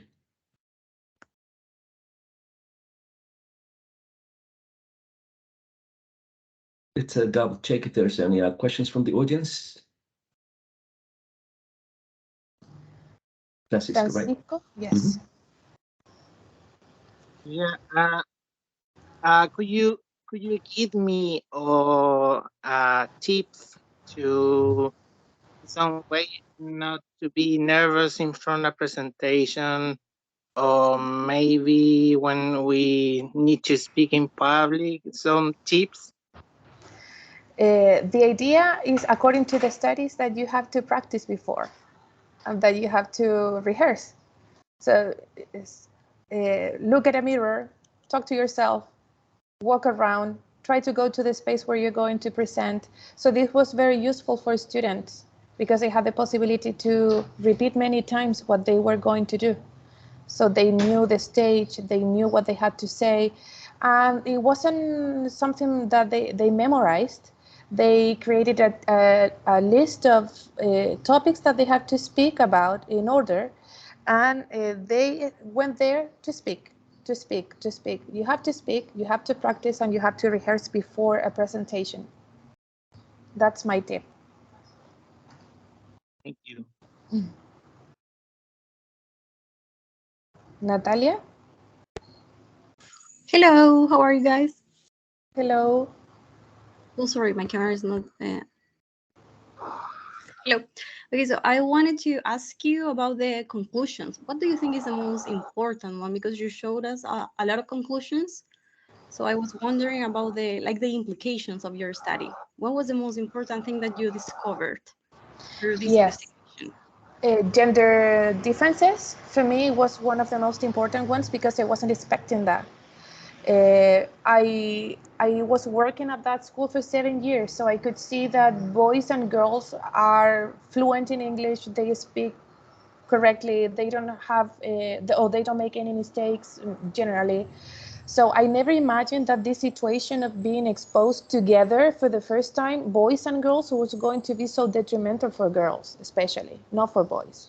So the most important conclusion for me was gender differences. So that's why I included it in the conclusions, that there's a study there that can be conducted in the future. Absolutely. Thank you. You're welcome.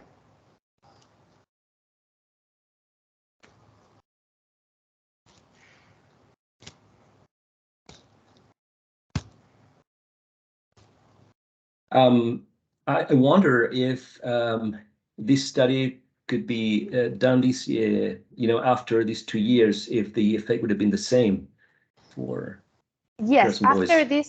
After this study, I have in the context, in co-educational context, but I haven't worked in any more co-educational context anymore, but I have applied the same idea of strategic planning and rehearsal for all my tasks that they require a rehearsal time, and they have succeeded.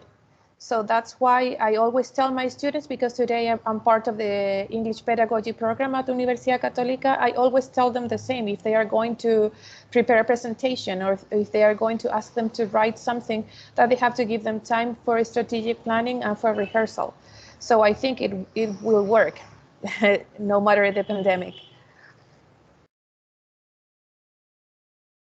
All right, thank you. That's very interesting. As we all talk about the lack of development of speaking skills throughout these 2 years, right, and the negative effect on students.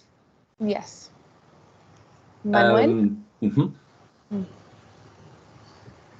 Hello, everybody. Professor Carolina Ordenes, I was wondering if you matched the information regarding public speaking skills in English with public speaking skills in Spanish, because as a teacher of English, I have found that anxiety levels is not only part of, learning a different language, but also it's part of life. Have you matched that info with what is going on in the Spanish curricula? Yes, we did it. We talked to the teachers and it happened the same. It is a thing of genders. Yes, we did it because I was worried at first. I was very lost. I didn't know what to do with this anxiety, and I had to do something about it. And we went to talk to the teachers, and it was suggested the same. Teachers said that when they had, because it wasn't in my class that they had to be together only. They had math lessons together, they had history lessons together. So when they had to present in front of other boys, it happened the same. Not only, even when it's their mother tongue, we have the same problem.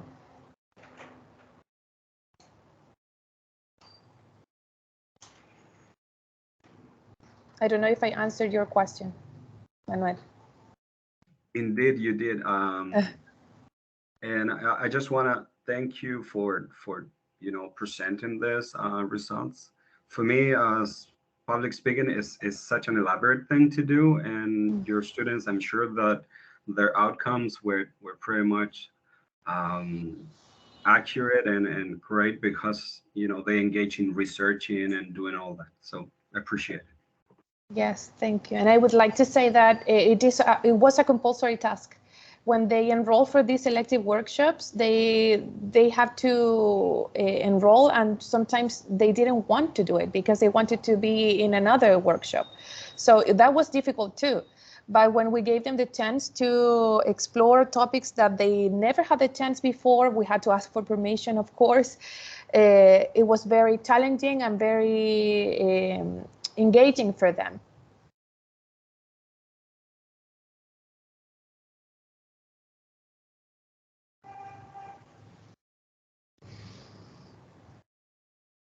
All right. Any other questions from the audience?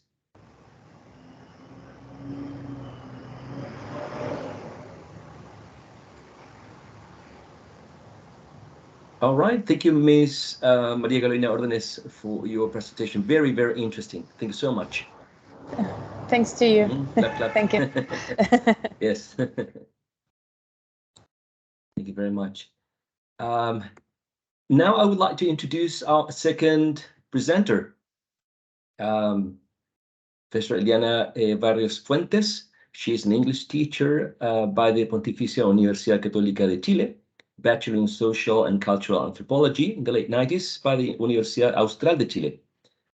Doctor by Universidad de Zaragoza in 2016 with the historical and ethnographic thesis Cambios y reformas en la educación chilena, la perspectiva de los maestros desde una mirada etnográfica.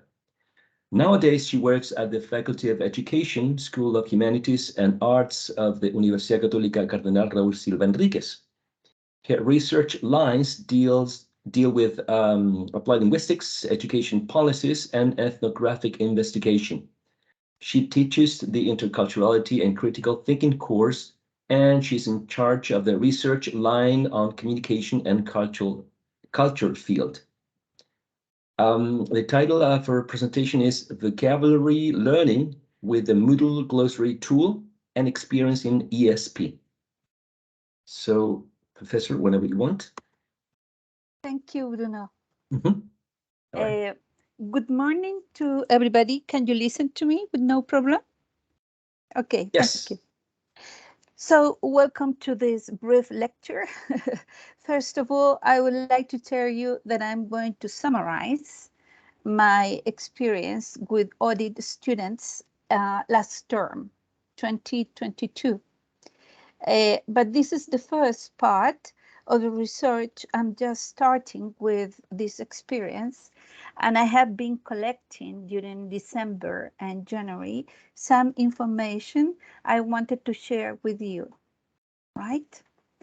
Okay, first of all, let's see if I can share with you the PPT. Yeah, I think I can. There it is. Can you see it? Yes. Mm-hmm. Yes? No problem. Okay, let's see. I have to move you, Bruno. Okay, there. As I told you, the title of the conference is, no, as Bruno told you, is Vocabulary Learning with the Moodle Glossary Tool, an Experience in ESP, okay? Here I put a photograph of some students working in class. And on the right-hand side, you can see the page of the Moodle glossary, okay? That there it has add a new entry. I don't know if you have worked with this, but I'm going to think you have not, so as to tell you everything about it, okay? So it is well known that English has become the international language of business and communication, and it is very important for those whose objective is to get a good command of this language and to improve their language skills.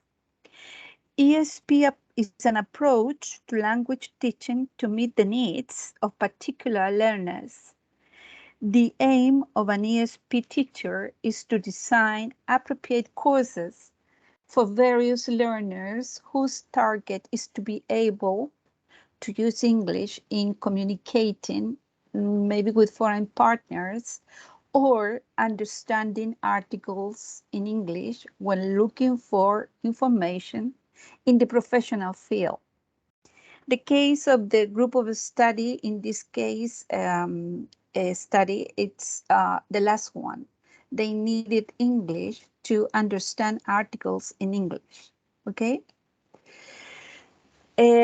So what's the role of vocabulary when learning a language? Vocabulary plays a major role in any language acquisition, and it is commonly seen as an endless process. We are all our life learning vocabulary words. I still am. But students consciously or unconsciously acquire new words permanently. And according to Costellano, nowadays students have access to more modern methods of learning, which help them develop their language skills. When discussing the teaching of ESP, one of the first questions that arise is whether the SP teacher should be responsible for the teaching of technical vocabulary. It is generally agreed that the ESP teacher should not be responsible for the teaching of technical vocabulary. Yet there are certain situations when the ESP teachers must ensure that the students are familiar with the technical words occurring in an exercise or in a text. The better teachers know their classes or their group of students, the easier it will be for them to choose, for the teachers to choose the most appropriate techniques for each learner. And this was the case with auditing students last term. I needed to understand the contents. I mean, I knew English. I told my student, I know English a lot, but you are the experts in the subject, so we are going to work together, right? That's in relation to vocabulary. Well, many applied linguistics predicted about the widespread use of sophisticated learning material, such as translating telephones and communication with machines since the 90s. Nowadays, many job notices for position in English language teaching and applied linguistics specify knowledge of technology as an essential or desirable qualification. Others have speculated a diminished need for English teachers in a world where language users can employ convenient translation technologies rather than engaging in time-intensive language study,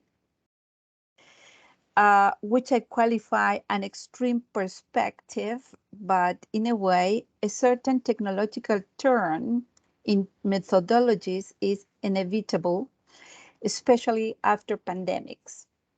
Well, here you can see in the slide the keywords I'm working on. What is the role of learning vocabulary that I have already answered? And also, is it important technology in applied linguistics? Yes, it is. Okay.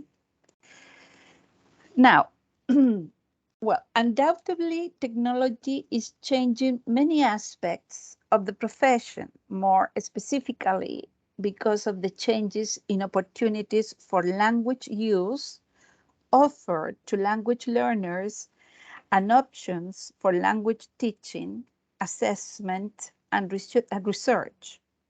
So it is worthwhile for applied linguistics to engage more consciously and proactively with the complex language technology reality in which the profession is working. Now, ensuring the quality of teaching foreign languages to the young generation, fundamentally improving the system, identifying opportunities in language teaching and bringing them to life, the teacher's knowledge, creativity, their ability to arouse students' love for the subject, and the establishment of a cooperative relationship with the students are the requirements of the current era.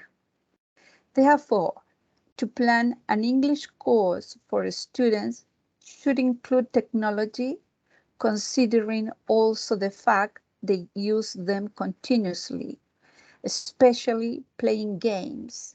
They are used to interact among them and they learn fast how to use different tools. Okay? Okay, I think that I make a mistake here. Sorry. Okay, I have here it is. Okay, here I have the link to show you. Oh no, it's already open here. Can you see it? I have the glossary I am talking about. Not yet. We cannot see it. You cannot see it? Probably you need to share the other window in which you have the course in the Moodle. I think I have to share again. Right, you have to stop sharing this PPT and then you have to share the other window in which you have the course. Okay, I'm doing that right now. There it is. Okay. Yes. Here it is the syllabus. I mean, sorry, it is the glossary that we work with the students. Okay. No, first, no, that was the problem. I wanted to show you how it works, but in any case, I'm going to show you here. For example, you have to, I don't know if you work with the Moodle platform, yeah. And in the Moodle platform, you can use this tool, which is the glossary. And here you can add an entry. You add the word that you are going to include in this glossary, right? And here you have the results. But anyway, we're going to go to this. Yes. So I will have to stop sharing again. It's a little bit difficult, this. Okay. Here. Right. So in our case study, I had to teach an English course 3 for audit students. As usual, in ESP courses, students' competence of the language could be classified in different levels of English, but mainly basic level, A2, and some students B1. So they urgently needed the language to understand articles. Consequently, it was important for them to learn the vocabulary. One of the activities I decided to put in practice was this one. Well, as I told you, this tool is in the Moodle platform. By the way, the Moodle platform was created in the 90s by Martin de Giamas, who was born in the remote Australian desert, 100 kilometers far from the nearest school. And according to the web page, it has constantly evolved through their commitment to pedagogy. The objective to create the platform was take education beyond physical classroom that have barely changed in hundreds of years, and also to enable quality education in all corners of the globe. Martin founded Moodle with the goal of creating an online learning solution that is flexible to learners' needs, accessible, and which could provide a quality education for all, right? Well, Martin was one of the kids who studied listening to the radio because they didn't have a school near. Okay, in Australia. So going back to the glossary, an easy to work tool and to encourage students to practice using the terms in the glossary in order to become familiar with them. The contents for this course were mainly reading comprehension and short articles as the following. Again, I have to go here, stop here, and share with you. Okay, these were, can you see it? Unit 2, financial statements and ratios? Yes. Okay. So this was the kind of vocabulary the students have to learn with the level of English they had, I mean, the competence they had. Balance sheet, a statement of cash flow, a statement of earnings, market capitalization, discounted cash flows. So words that were even difficult for me to decide what was the meaning in Spanish because I'm not an expert in auditing, right? So these were the words they have to learn. I chose this unit because this to show you, because this one have the most number of vocabulary words, right, to learn. So what did I do? I took, but you cannot see very well the what is written here in the pages. International accounting, another one. Reading emails, and all of them with a specific vocabulary word. So I planned the following: a pre-reading stage where the students talk about the topic so as to bring previous knowledge. For example, financial statements. What is it about? What are the words used in Spanish for this topic? And they talk about it, right, previously in the pre-reading. And also they discuss about the topic because sometimes they didn't agree what was the meaning in Spanish for the words that were that we were going to see, or what was the theory of the topic they were talking about, they were going to talk about. 5 minutes left. Sorry, 5 minutes? Five, yes. Reading. Then in the reading stage, we read the article and underline the words they do not know. Read and practice pronunciation with their partner. This is very important for me because it's the same as to learn to read and write in your mother tongue. You need to know how to pronounce the symbol you are looking at. So for me, it's very important pronunciation. So apart from reading, they have to learn how to pronounce, and we even do some phonetic exercises so as to learn how to pronounce the words. Then they have to compare if they have the same vocabulary words. And in the post-reading, they discuss the meaning of the words in common English. Many times it has nothing to do. When thinking of auditing, they discuss the translation into Spanish, Chilean Spanish, answering what's the real meaning in Chilean Spanish. Why Chilean Spanish?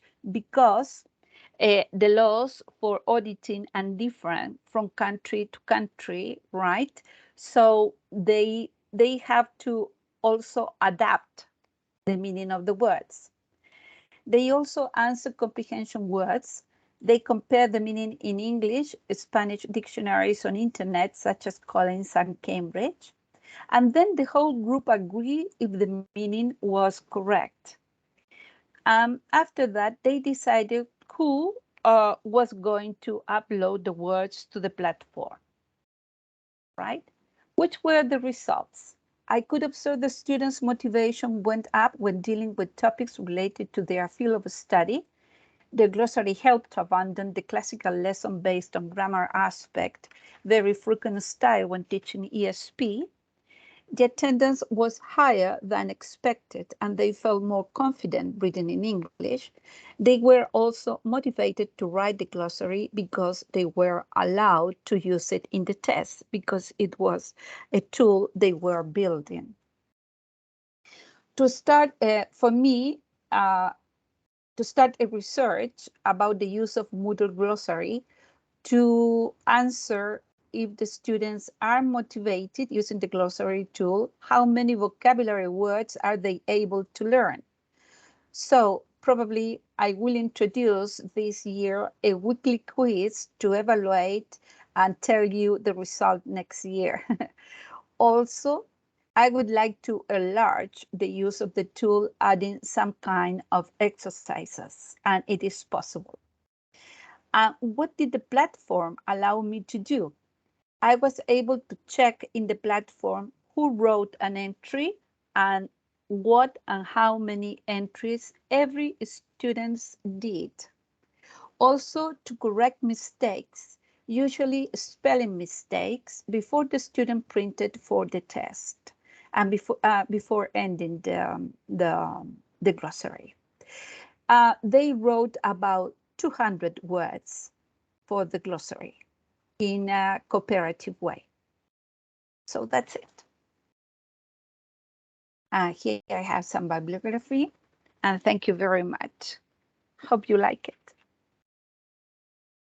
Thank you so much. Thank you very much. I do have a question, but I'm going to wait for the audience to participate. All right. Okay.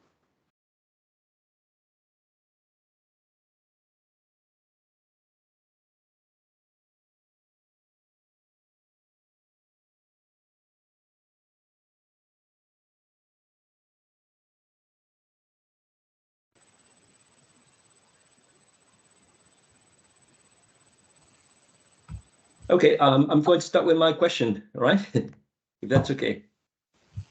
You said that you worked with your students in terms of pronunciation as well, and my question had to do with the entries. If your students were allowed to, or in which way did they work with phonetic transcription or pronunciation practice, if they practice pronunciation using the Moodle tool, or if that was an activity that you did with them face-to-face? It was an activity we did face-to-face because the platform do not let you to do that. But I evaluated the pronunciation. The student had to record a presentation. In that way, I evaluated a presentation in which they have to talk about a graph, a chart, right? So I evaluated pronunciation with that. And I also use the platform because they have to upload to Tareas an audio, right, of 5 minutes talking so as to listen their pronunciation and emphasize some phonetic symbols in, for example, the difference between the she and chopped, chop, you know, the sh and ch, which is very difficult to us, the s endings also. What else? The pronunciation of regular verbs at the end. We work those 3 sounds, only 3, right? Because it's very difficult for them. So as to make them feel more secure when reading, because I think when you read, it has to sound in your mind, the word. Right? Right, thank you so much.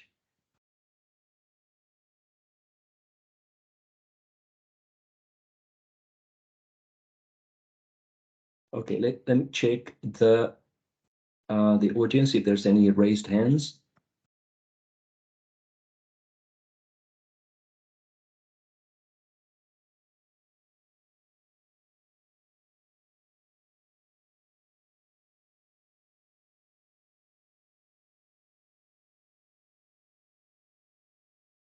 And one last question, Professor, what was the perception? Did you collect the perception of the students participating in this using this tool?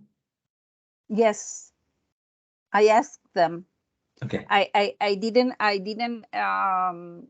apply a test or a survey, but we talk about the tool, and they like it.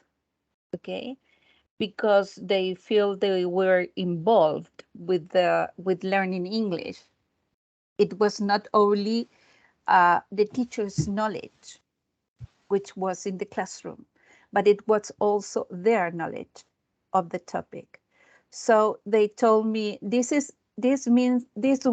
word means this, profe. And I say, are you sure? Yes, because this person in theory, I mean, this writer says this, and this. So this word means that. And they were discussing the translation of the words. And I accepted their translation. I mean, it was theirs. It was not mine. Right, a collaborative effort, right? Yeah. From That was the idea. excellent. Okay, so I would like to thank you for your presentation again. Thank you very much. I have used Moodle. I think it's a great tool, particularly for a forum, a great tool to integrate students participating in different ways, right? So thank you so much again. I felt very comfortable with the topic. All righty. And now we're going to take a 10-minute break. I think breaks are always welcome. So we're taking a 10-minute break, and then we're continuing with the third presentation of the day. Break time. Okay.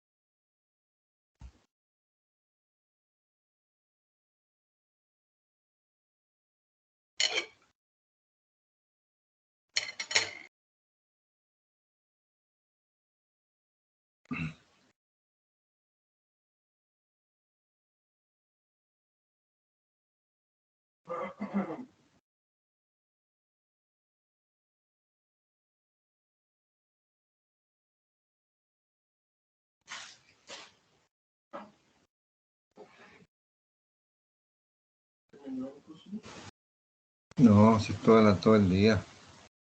Todo el día, güey. Y mañana, pero es que uno se puede conectar a la hora que quiere, güey, para el tema que le interesa, güey.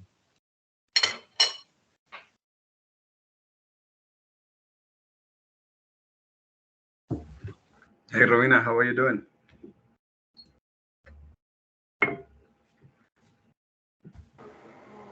I'm fine, thank you. What about you? Oof. Enjoying my vacations.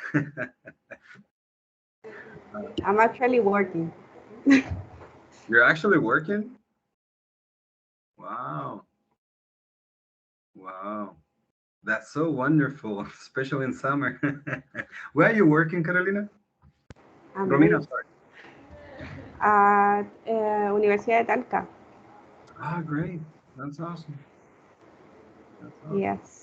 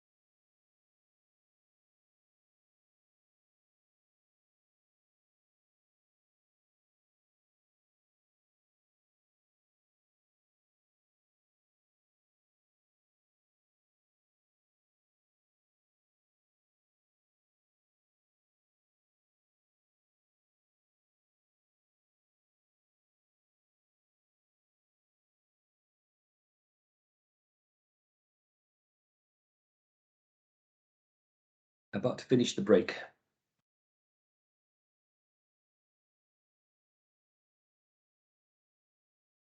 I can see we've got the next presenters. It's Carmen Gloria and Miss Claudia Rodriguez. Hello, good morning. Hello, everyone. I'm here. Super. Can you hear me? Yes. Okay. All right. Okay, thank you. Yes. Just give me a second because I'm sharing the.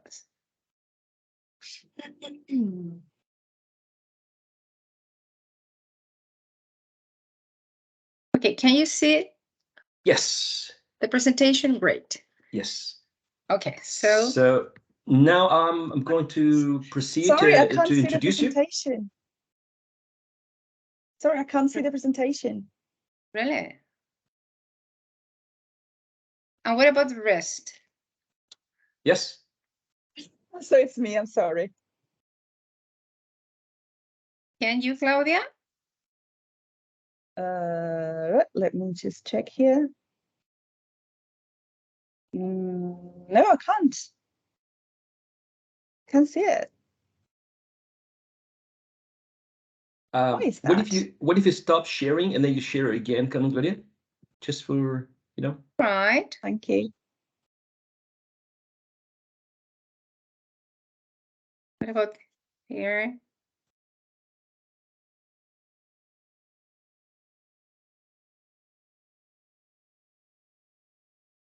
And now, can you see it? No, I can't.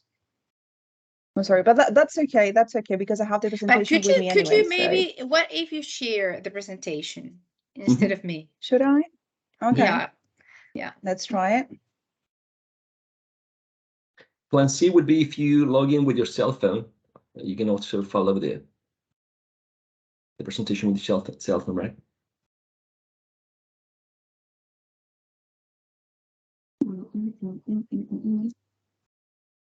Hello, Maria Alejandra. No, Camilo, I prefer that you do it. I'm doing something wrong and I have the presentation with me anyway, so that's okay. All right. So there we are. So Bruno, can you see, and the rest, can you see the presentation? Yes, we can see the presentation. If you allow me to, I'm going to introduce you first and then you proceed, all right? Perfect, thank you. Excellent. So first with Carmen Gloria Canelos, she has been an English teacher for 32 years. She holds a master's degree in educational management from Talca University. She's part of the teaching staff at the languages department at the Universidad Católica del Maule in Talca, Chile. And her interests focus on EFL teaching, critical thinking, and grammar. And her professional main work is on teaching practicum processes, communicative competences, development, and grammar. Claudia Rodriguez Escobar, she has been an English teacher for 15 years. She holds a master's degree in applied linguistics in English as a foreign language from Pontificia Universidad Católica de Chile. And she is currently a PhD candidate at the University of Warwick, England. She is part of the teaching staff at the Foreign Languages Department at Universidad Bernardo Higgins, Santiago, Chile. Her research interests focus on EFL teaching, critical thinking, English phonetics and phonology, and teacher identity, construction, and development. Their presentation is entitled Critical Thinking Skills Assessment in English Teaching Trainers Through Academic Writing. Whenever you want, you can start. Okay, thanks, Bruno, for introducing us. My name is Claudia Rodriguez. My colleague is Carmen Gloria Canelos, and today we're going to be presenting assessment of pre-service teachers' critical thinking skills through academic writing. So, first, this is the structure of the presentation. I'm going to introduce briefly the context, the research context. Then we're going to talk a little bit about the theoretical framework, critical thinking in academic writing, which are the two basis for our research, the methodology, that is the participants, the academic context, etc. Carmen Gloria is going to refer to the results and finally the conclusions. Right, so in the introduction, first of all, we would like to talk about the nature of this research, how we thought that this research would be a good idea or would be interesting for our community, is because the students of the English teacher training program had when they entered the program, we were in the pandemic, as you know, we were in the middle of the pandemic. So they had the online lessons, only online lessons during the first 2 years of the program. So these are a group of third-year students that had their 2 first years purely and completely online, right? So as the picture here shows in this empty classroom, it called our attention how the critical thinking skills or the development of them would be beneficial or not in terms of having online classes. Right, so that is the nature of the presentation of the research. In terms of theoretical framework, we have here the 4 main bases that we took for our presentation and for our research. First of all is the estándares orientadores, which we're going to refer to as the guiding standards, in which we can see that in the very first pages of that document, we have that critical thinking skills are the necessary knowledge and skills that the pedagogy graduate should have in order to teach this discipline, in this case, English, right? So the first document makes reference to the critical thinking development skills in the very first pages of it. It is not explicitly named or tackled in the document, but it is referred to. Second is the exit criteria or the perfil de egreso, right?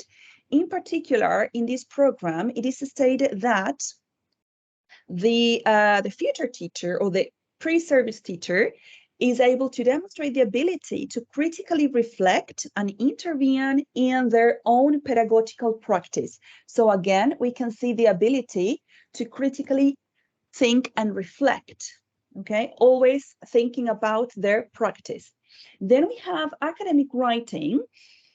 We took this very good explanation by Errázuriz that says writing is an essential tool for learning and building knowledge in disciplines inserted in academic context.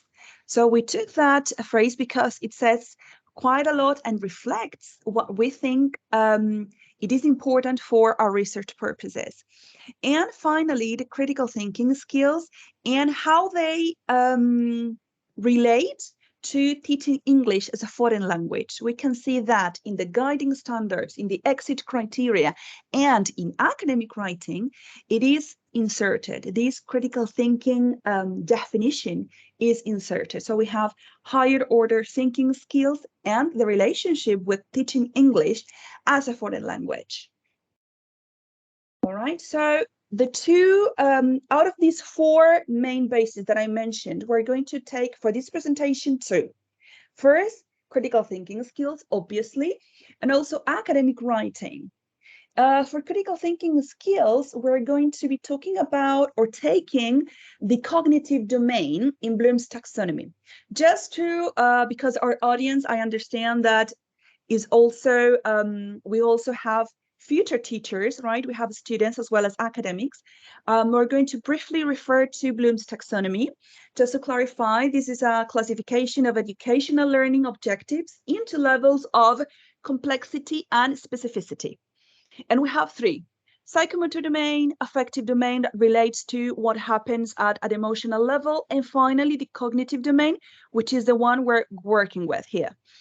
And we have academic writing, which is understood as all oral and written productions carried out in the academic field. So it is very broad. It is a very broad umbrella term. And specific, we're taking essay-like answers for the purpose of our research. In terms of the methodology, we have first, I'm going to describe the participants. As I said at the beginning, it is a group of 37 third-year pre-service teachers. They were all part of the communicative competences course that is part of the curricula flowchart for third year. And at the end of the course, they are expected to have a level of proficiency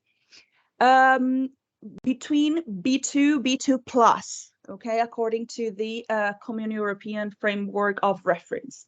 And the academic context is, as I said at the very beginning, they had their first and second year entirely online in a year that was particularly, I would say, difficult or complex for both teachers and students because uncertainty was all over the classroom, right?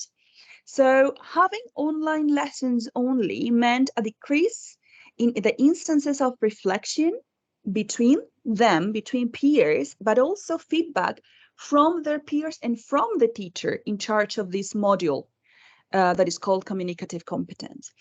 And the third point important to mention here in the academic context is the fact that they, in third year, they are exposed to this course that is called academic writing. So in years 1 and 2, they don't have explicit or formal instruction in academic writing, only as part of the other modules, but not as a course per se.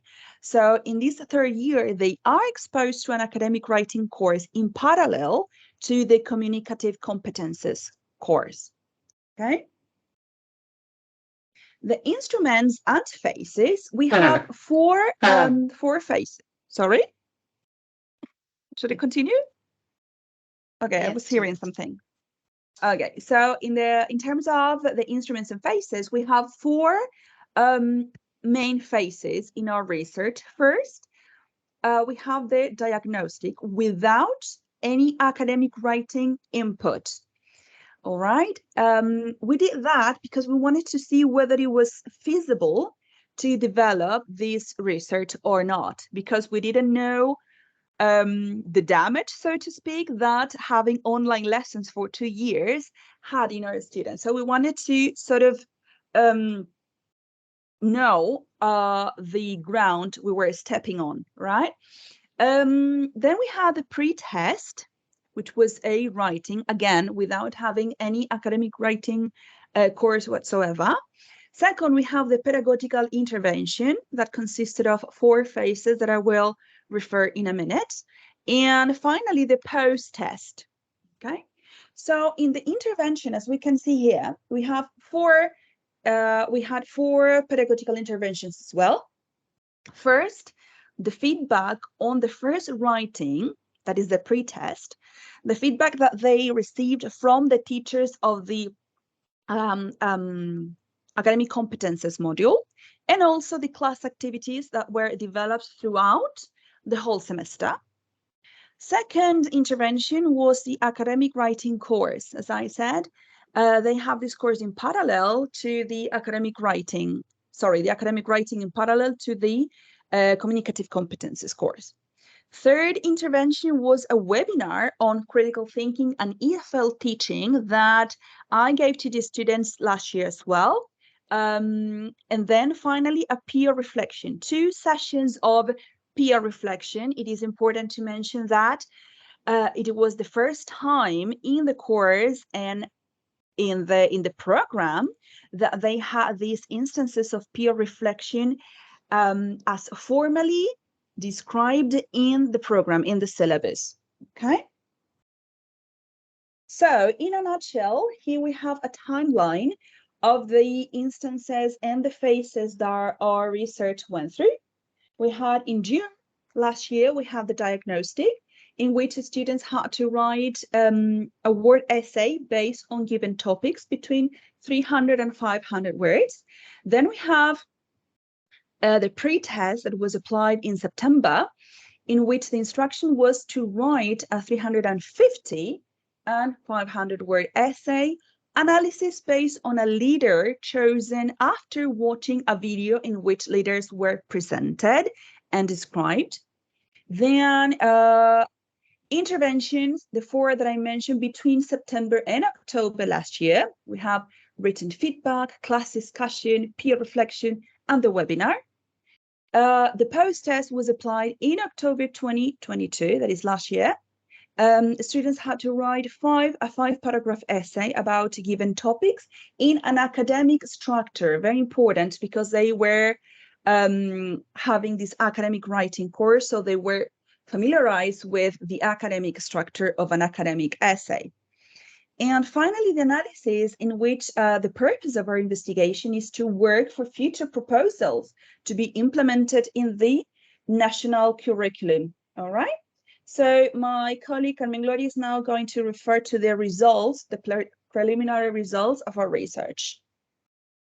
Thank you, Claudia. Well, this is the first, this is the first information. This was the rubric we used and I used all the time.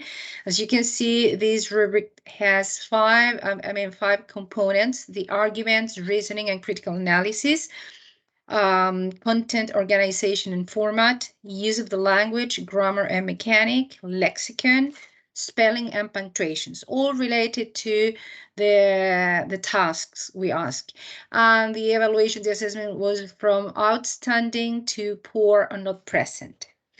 So as I said before, that was the rubric we used for all the evaluations. So in the diagnostic test, that we could have to know that it was without any academic writing course. Students were asked to write, these were the simple instructions, to write an essay of a 300, 500 word essay, and they had to choose between 2 topics. The first one was implementing stricter laws in our country by cyberbullying or religious intolerance in the country. They had to choose and write. That was the only instruction. So students, 33 out of 37 students chose this topic, and most of them agreed in terms of implementing stricter laws, conceptualize cyberbullying and the negative impact, the control in school, the lack of control among parents, and how social media helps being hidden in the way how online games could promote cyberbullying. So these were the major answers of these 33 students. When we assessed their writings, as you can see, we have a 4.1 as a general grade, and arguments, reasoning, critical analysis was strong. And you can see that they were able to support the writing and basically based on their critical analysis, but they were weaker in terms of they got an acceptable grade in terms of content organization and format and the use of the language, grammar, and mechanic. We consider that third-year students cannot write in simple present tense. They should, use more complex structures, as well as they should know a little bit about the structure of a writing, for example, introduction, body, and conclusion. In these terms, students were not so good, just acceptable. Lexicon, close to their interests. Cyberbullying is something that they know about, so that was why maybe in lexicon they were, higher. Spelling and punctuation also got it strong. So finally, they got a 4.1. In terms of the second question, religious intolerance, just 4 students out of 37 chose this question. The answers, we can highlight these answers. Religious intolerance are the extremist actions of Islamic countries all around the world, lack of dialogue, promote among young people to learn to be tolerant. And one student wrote that the church was an economic institution. So these were the answers that we could highlight in the writing of these 4 students. When I assessed these writings, they got a 3.3 as average. Arguments, reasoning, and critical analysis, absolutely poor. It was not enough. The reasonings or the arguments they gave. Content, organization, and format also kept unacceptable, as well as the use of the language, grammar, and mechanic. And In the lexicon category, they were absolutely weak because they use general words, standard vocabulary, not specific or related to the topic. And if we make a diagnostic of these results, we can see that implementing stricter laws and considering these topics, students in general, due to the observation or because they have experienced the dark side of communication through technology, and also because they are digital natives and frequently faced attacks on themselves of others. And the second question related to religious intolerance, because of the lack of knowledge or interest toward the topic given, we are concluding this. And also the subject is approached from a superfluous level with limited vocabulary. So the arguments were not solid enough and to support their ideas. In the pre-test, the instructions were more specific. They had to write a 350 word to 500 essay stating an analysis based on a video. Also, as I said before, they were given more specific instructions, and I would like to highlight the last one that says, remember your ability to think critically and to communicate your ideas through an essay in English is going to be assessed. This is not a summary of the video. That was part of the instruction, okay? The essay must contain introduction, body, and conclusion. As you can compare with the previous instruction, was much more specific. In this case, the results were a little bit better. They got a 4.3 overall. Arguments, reasoning, and critical analysis was strong, as well as the use of language, grammar, and mechanic. In the terms of content, organization, and format, we still were kind of weak of, not the level we wanted to. Then we have the post-test in October. The instructions were more specific. They had to write 5-paragraph essay in an academic essay and about some specific topics. We gave them 5 topics. Students had to they had to make reference to class discussions, reading videos, and oral presentations seen in class, and also they were going to be assessed for their critical perspective, connecting events. This is not a description of facts only. Also, that part of the instruction was explicitly highlighted. And the topics were compare or contrast at least 2 of the leaders seen in class and explain their role, aim, and impact on society. What leadership quality do you most value and admire? Explain how mass media impacts, etc. So they had some questions that were very very wide, but also good for showing their capacity for for analyzing. As you can see in the evaluation, they were stronger, much better in terms of the previous evaluation. So in arguments, reasoning, critical analysis, they got a 4.5, much higher. Content and organization also they improved, as well as grammar and lexicon.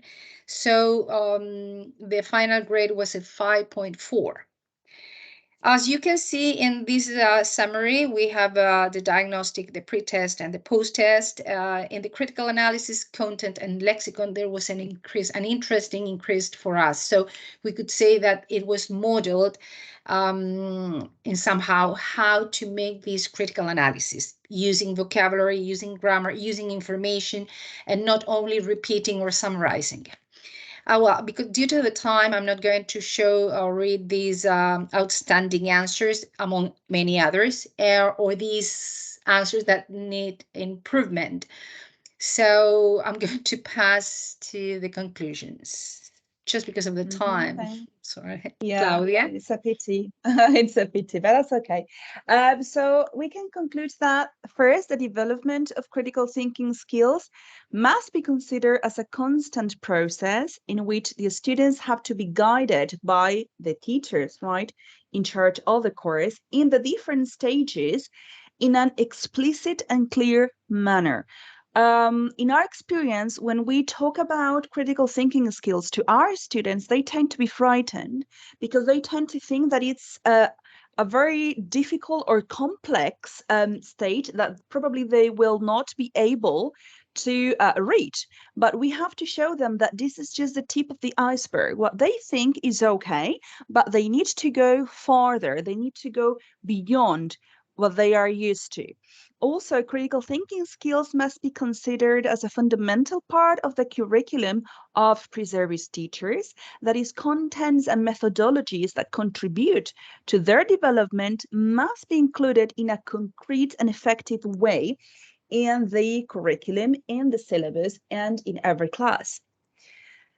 Also, the inclusion of group reflection or peer reflection activities not only favors academic performance in general, as Carmen Gloria was mentioning, in terms of improving the vocabulary, the grammar structures, etc., but it also allows lower grade students to rely on their peers, which means that it is a process that enriches the learning in a reciprocal way.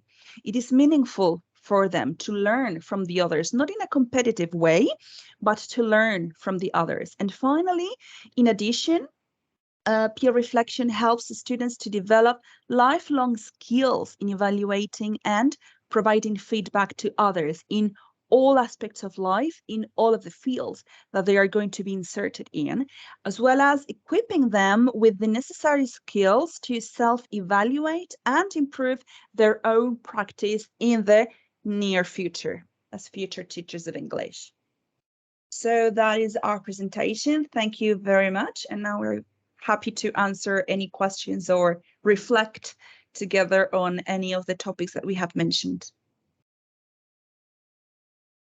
Thank you so much. It's always good to talk about critical thinking, isn't it? Oh, yeah. Mm-hmm. And students think they don't know how to make a good analysis, and they at the end they realize that they are able to do that. So that was very interesting how they, how ideas and somehow blossom. I don't know how to say, but they, especially the peer reflection activity, I think was very, very interesting.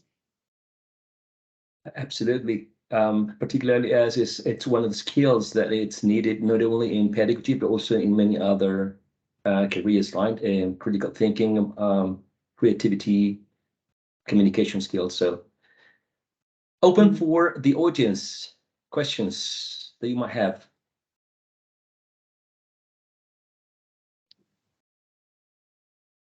Eliana. Hello. I think it is a very interesting research.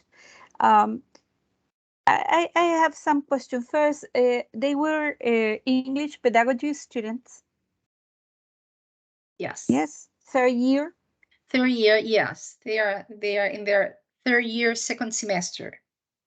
Okay. And according to the results, what do you think of the results? Are they good or were they poor?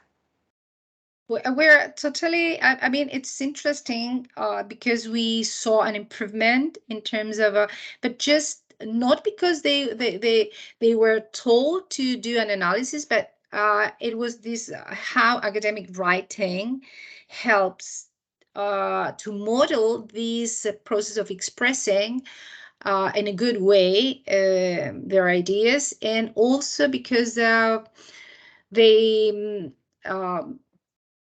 we need to make some instructions kind of explicit.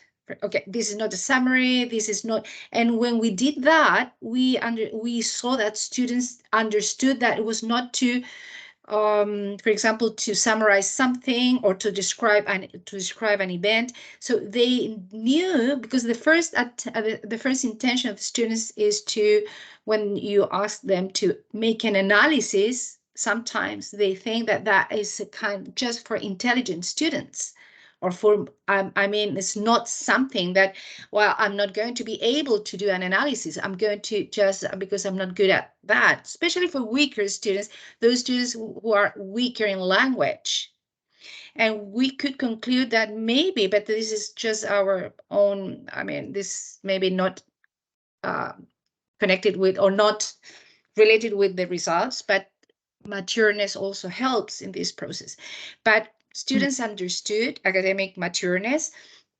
That what I mean. It means that the more they are in the university, the more they know how able they are to reflect. But in this stage, we needed to explicit some instructions. And however, we didn't tell them, okay, Ms. Sharka Valgova taught you in the academic writing, blah, blah, blah, to do this, to the thesis statement. We didn't use that, but they were taught in a parallel course with Ms. Sharka. So they were able to apply those knowledges in this course, in topics, giving their own ideas. So they were able to understand that they are intelligent enough to state good analysis based on some topics. So that's, for us, it's very positive.